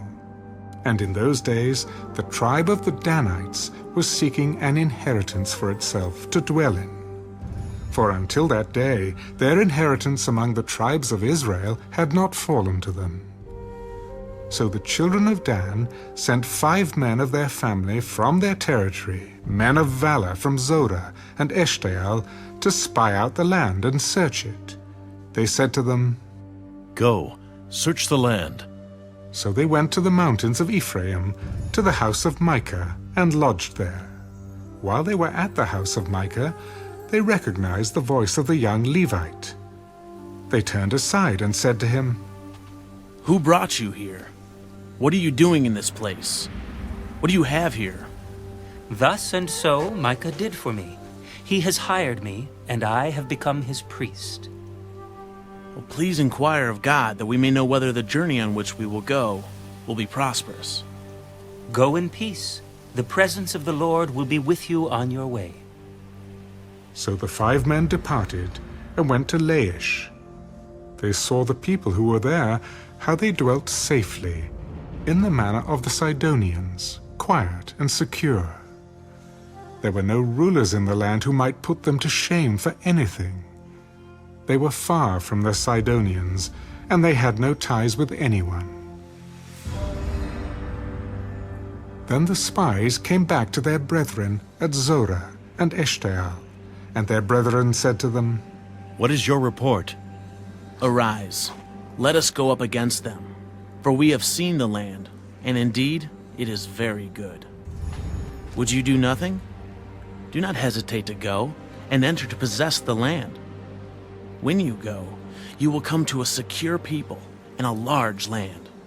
For God has given it into your hands, a place where there is no lack of anything that is on the earth. And 600 men of the family of the Danites went from there, from Zorah and Eshtaol, armed with weapons of war.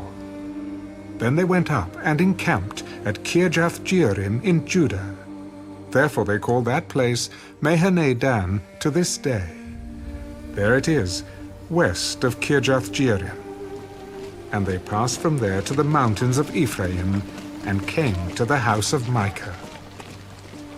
Then the 5 men who had gone to spy out the country of Laish answered and said to their brethren, Do you know that there are in these houses an ephod, household idols, a carved image, and a molded image? Now therefore, consider what you should do. So they turned aside there, and came to the house of the young Levite man, to the house of Micah, and greeted him. The 600 men armed with their weapons of war, who were of the children of Dan, stood by the entrance of the gate. Then the 5 men who had gone to spy out the land went up. Entering there, they took the carved image, the ephod, the household idols, and the molded image. The priests stood at the entrance of the gate with the 600 men who were armed with weapons of war. When these went into Micah's house and took the carved image, the ephod, and the household idols, and the molded image, the priest said to them, What are you doing? Be quiet. Put your hand over your mouth and come with us. Be a father and a priest to us. Is it better for you to be a priest to the household of one man, or that you be a priest to a tribe and a family in Israel? So the priest's heart was glad, and he took the ephod, the household idols, and the carved image, and took his place among the people. Then they turned and departed, and put the little ones, the livestock, and the goods in front of them. When they were a good way from the house of Micah, the men who were in the houses near Micah's house gathered together and overtook the children of Dan. And they called out to the children of Dan. So they turned around and said to Micah, What ails you, that you have gathered such a company? You have taken away my gods, which I made, and the priest, and you have gone away. Now what more do I have? How can you say to me, What ails you? Do not let your voice be heard among us, lest angry men fall upon you, and you lose your life with the lives of your household. Then the children of Dan went their way. And when Micah saw that they were too strong for him, he turned and went back to his house. So they took the things Micah had made, and the priest who had belonged to him, and went to Laish, to a people quiet and secure. And they struck them with the edge of the sword, and burned the city with fire. There was no deliverer, because it was far from Sidon, and they had no ties with anyone. It was in the valley that belongs to Beth Rehob. So they rebuilt the city, and dwelt there. And they called the name of the city Dan, after the name of Dan their father, who was born to Israel. However, the name of the city formerly was Laish. Then the children of Dan set up for themselves the carved image. And Jonathan, the son of Gershom, the son of Manasseh, and his sons were priests to the tribe of Dan until the day of the captivity of the land. So they set up for themselves Micah's carved image which he made, all the time that the house of God was in Shiloh.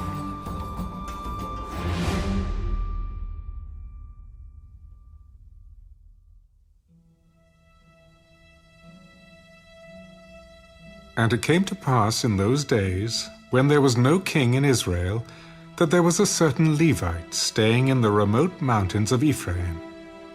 He took for himself a concubine from Bethlehem in Judah. But his concubine played the harlot against him, and went away from him to her father's house at Bethlehem in Judah. and was there 4 whole months. Then her husband arose and went after her, to speak kindly to her and bring her back, having his servant and a couple of donkeys with him. So she brought him into her father's house, and when the father of the young woman saw him, he was glad to meet him. Now his father-in-law, the young woman's father, detained him, and he stayed with him 3 days. So they ate and drank and lodged there. Then it came to pass on the 4th day that they arose early in the morning, and he stood to depart. But the young woman's father said to his son-in-law, Refresh your heart with a morsel of bread, and afterward go your way.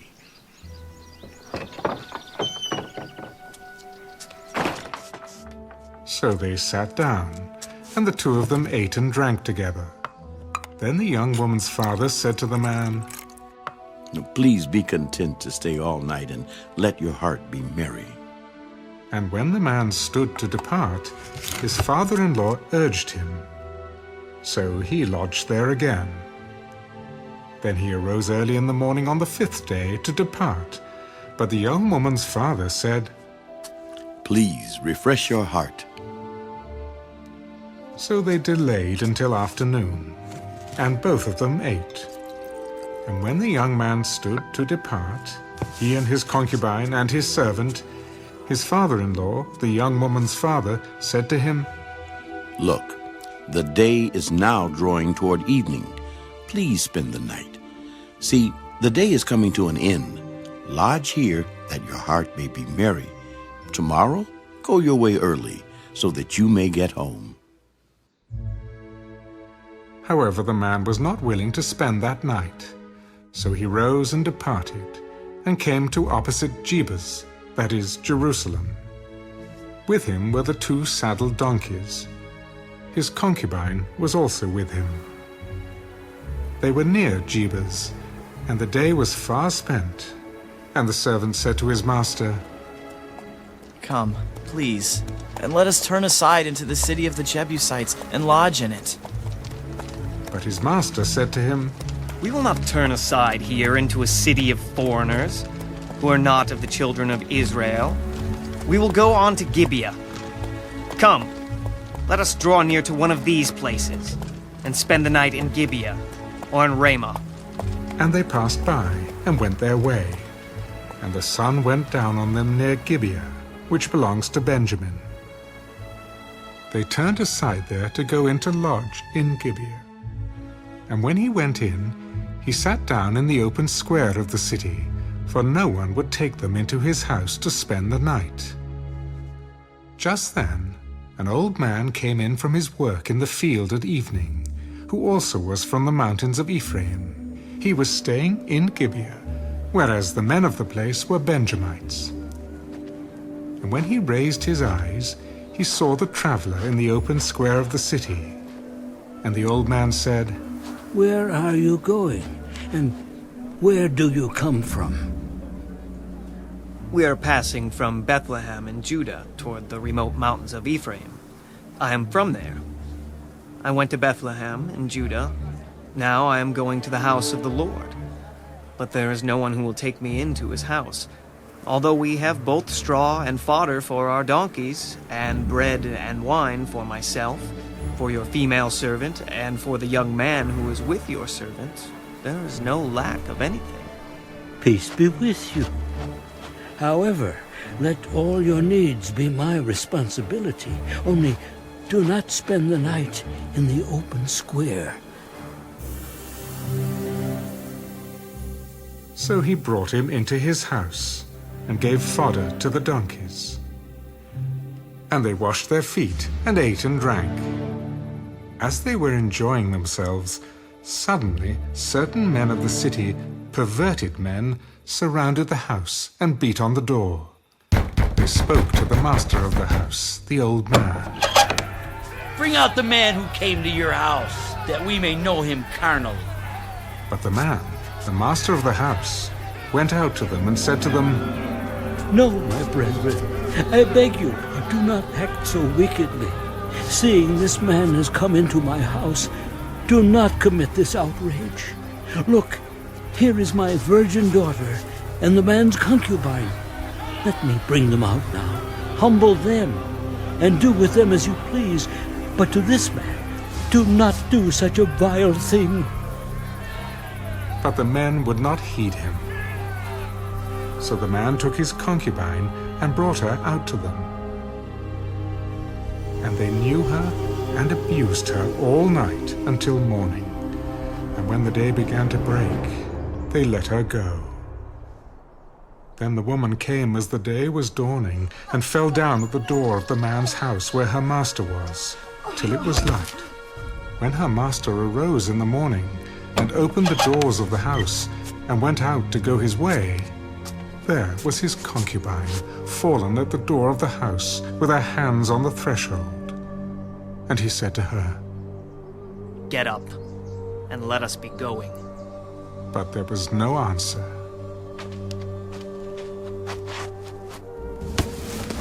So the man lifted her onto the donkey. And the man got up and went to his place.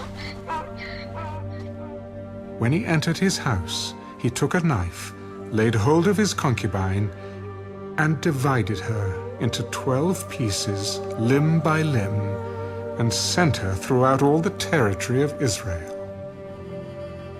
And so it was that all who saw it said, "No such deed has been done or seen from the day that the children of Israel came up from the land of Egypt until this day.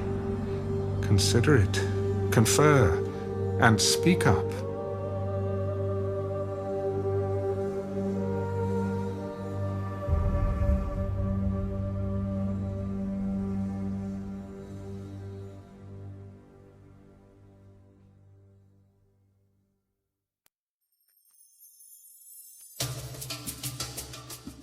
So all the children of Israel came out, from Dan to Beersheba, as well as from the land of Gilead, and the congregation gathered together as one man before the Lord at Mizpah.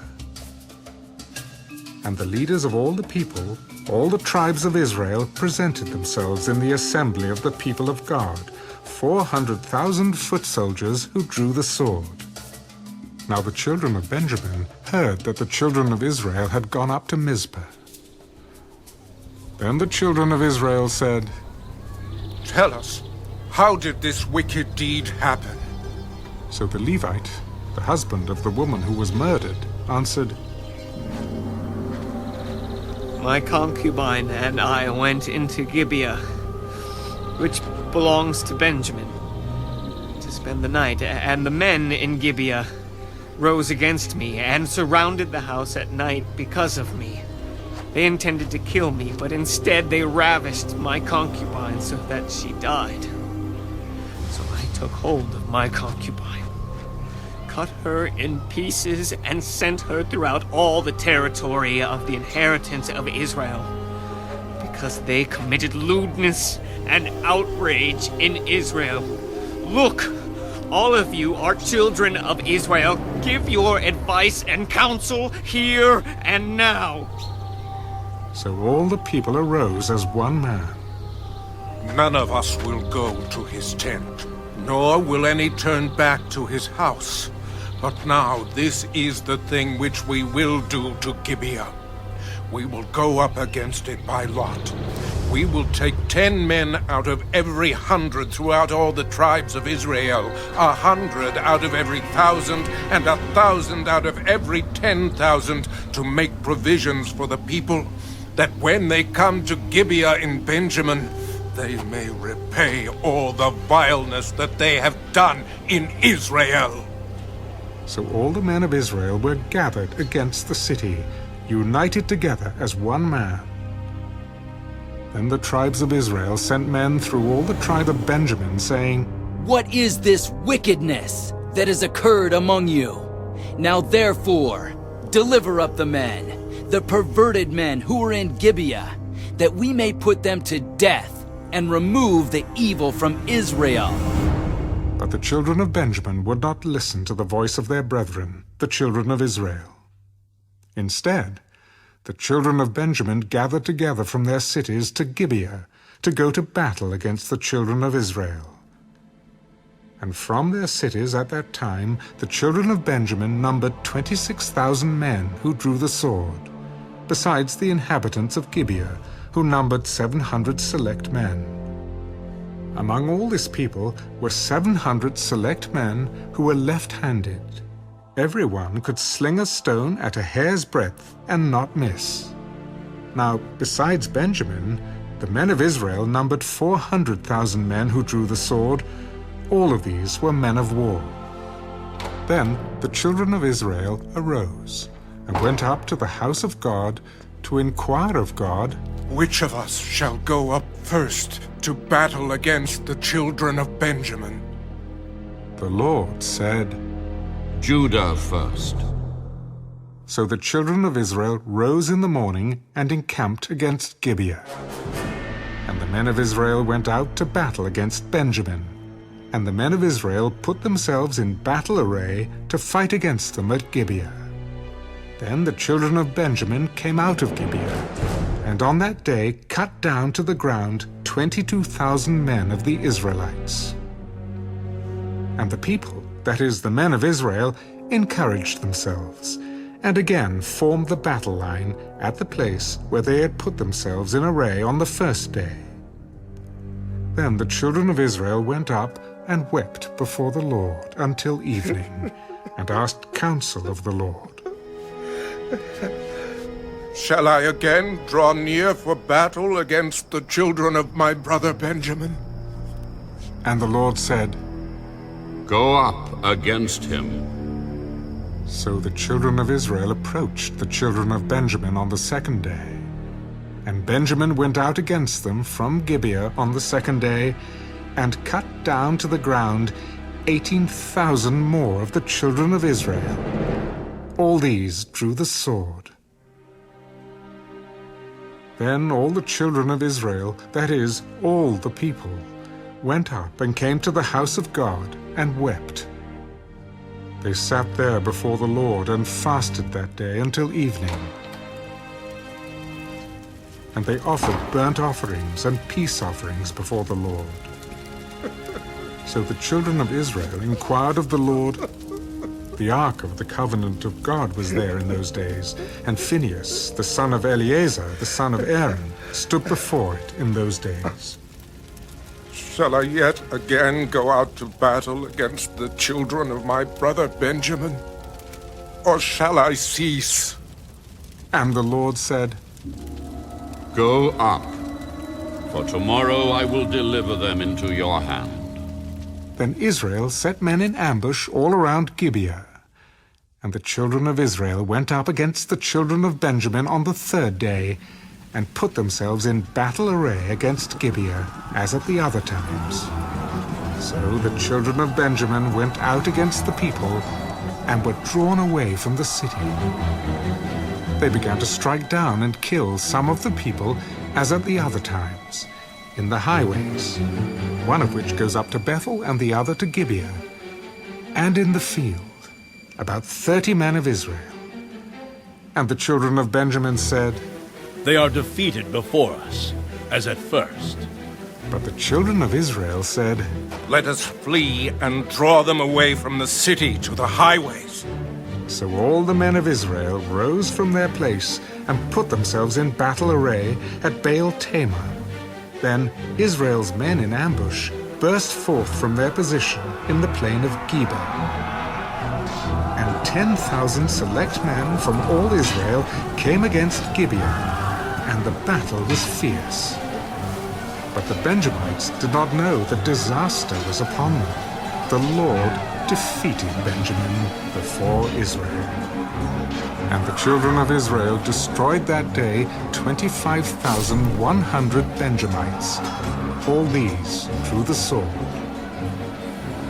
So the children of Benjamin saw that they were defeated. The men of Israel had given ground to the Benjamites, because they relied on the men in ambush whom they had set against Gibeah. And the men in ambush quickly rushed upon Gibeah. The men in ambush spread out and struck the whole city with the edge of the sword. Now the appointed signal between the men of Israel and the men in ambush was that they would make a great cloud of smoke rise up from the city, whereupon the men of Israel would turn in battle. Now Benjamin had begun to strike and kill about 30 of the men of Israel, for they said, "Surely they are defeated before us, as in the first battle." But when the cloud began to rise from the city in a column of smoke, the Benjamites looked behind them. There was the whole city going up in smoke to heaven. And when the men of Israel turned back, the men of Benjamin panicked, for they saw that disaster had come upon them. Therefore they turned their backs before the men of Israel in the direction of the wilderness. But the battle overtook them, and whoever came out of the cities they destroyed in their midst. They surrounded the Benjamites, chased them, and easily trampled them down as far as the front of Gibeon toward the east. And 18,000 men of Benjamin fell. All these were men of valor. Then they turned and fled toward the wilderness to the rock of Rimmon, and they cut down 5,000 of them on the highways. Then they pursued them relentlessly up to Gidom, and killed 2,000 of them. So all who fell of Benjamin that day were 25,000 men who drew the sword. All these were men of valor. But 600 men turned and fled toward the wilderness to the rock of Rimmon, and they stayed at the rock of Rimmon for 4 months. And the men of Israel turned back against the children of Benjamin, and struck them down with the edge of the sword, from every city, men and beasts, all who were found. They also set fire to all the cities they came to.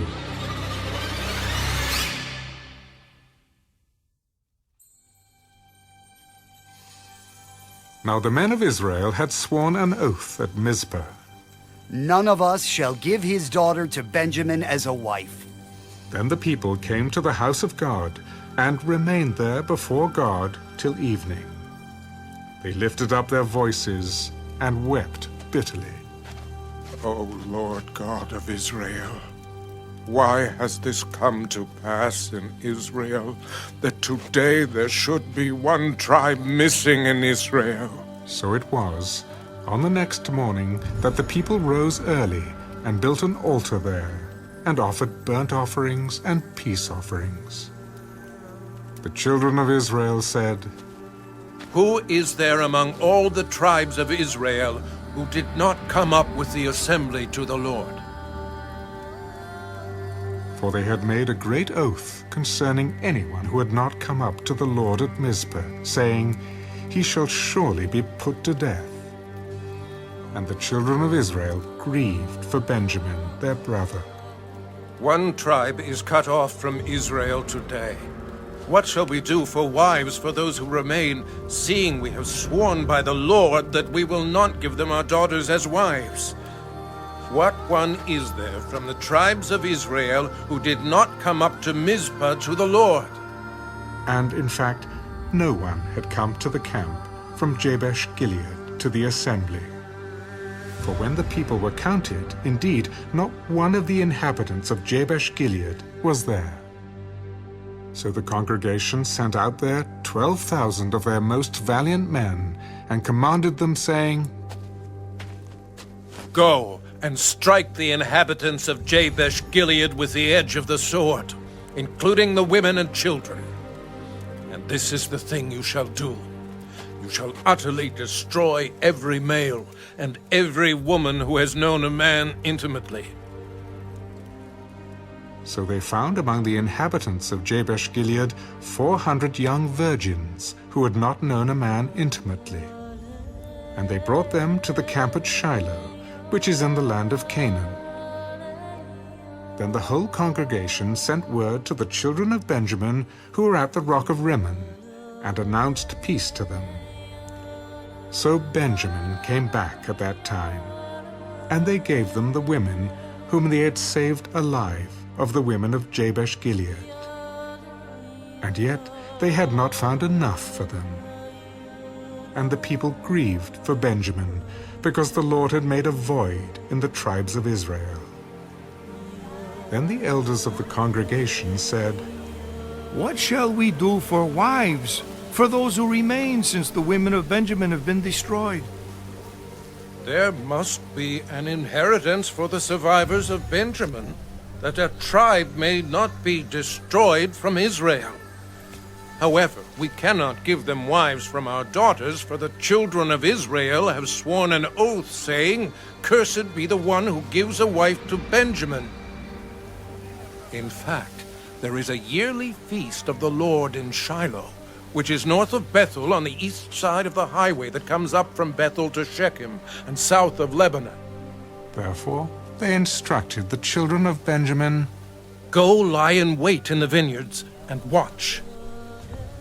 And just when the daughters of Shiloh come out to perform their dances, then come out from the vineyards, and every man catch a wife for himself from the daughters of Shiloh. Then go to the land of Benjamin.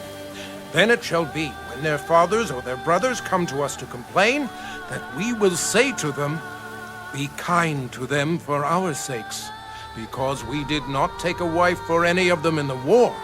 For it is not as though you have given the women to them at this time, making yourselves guilty of your oath.'"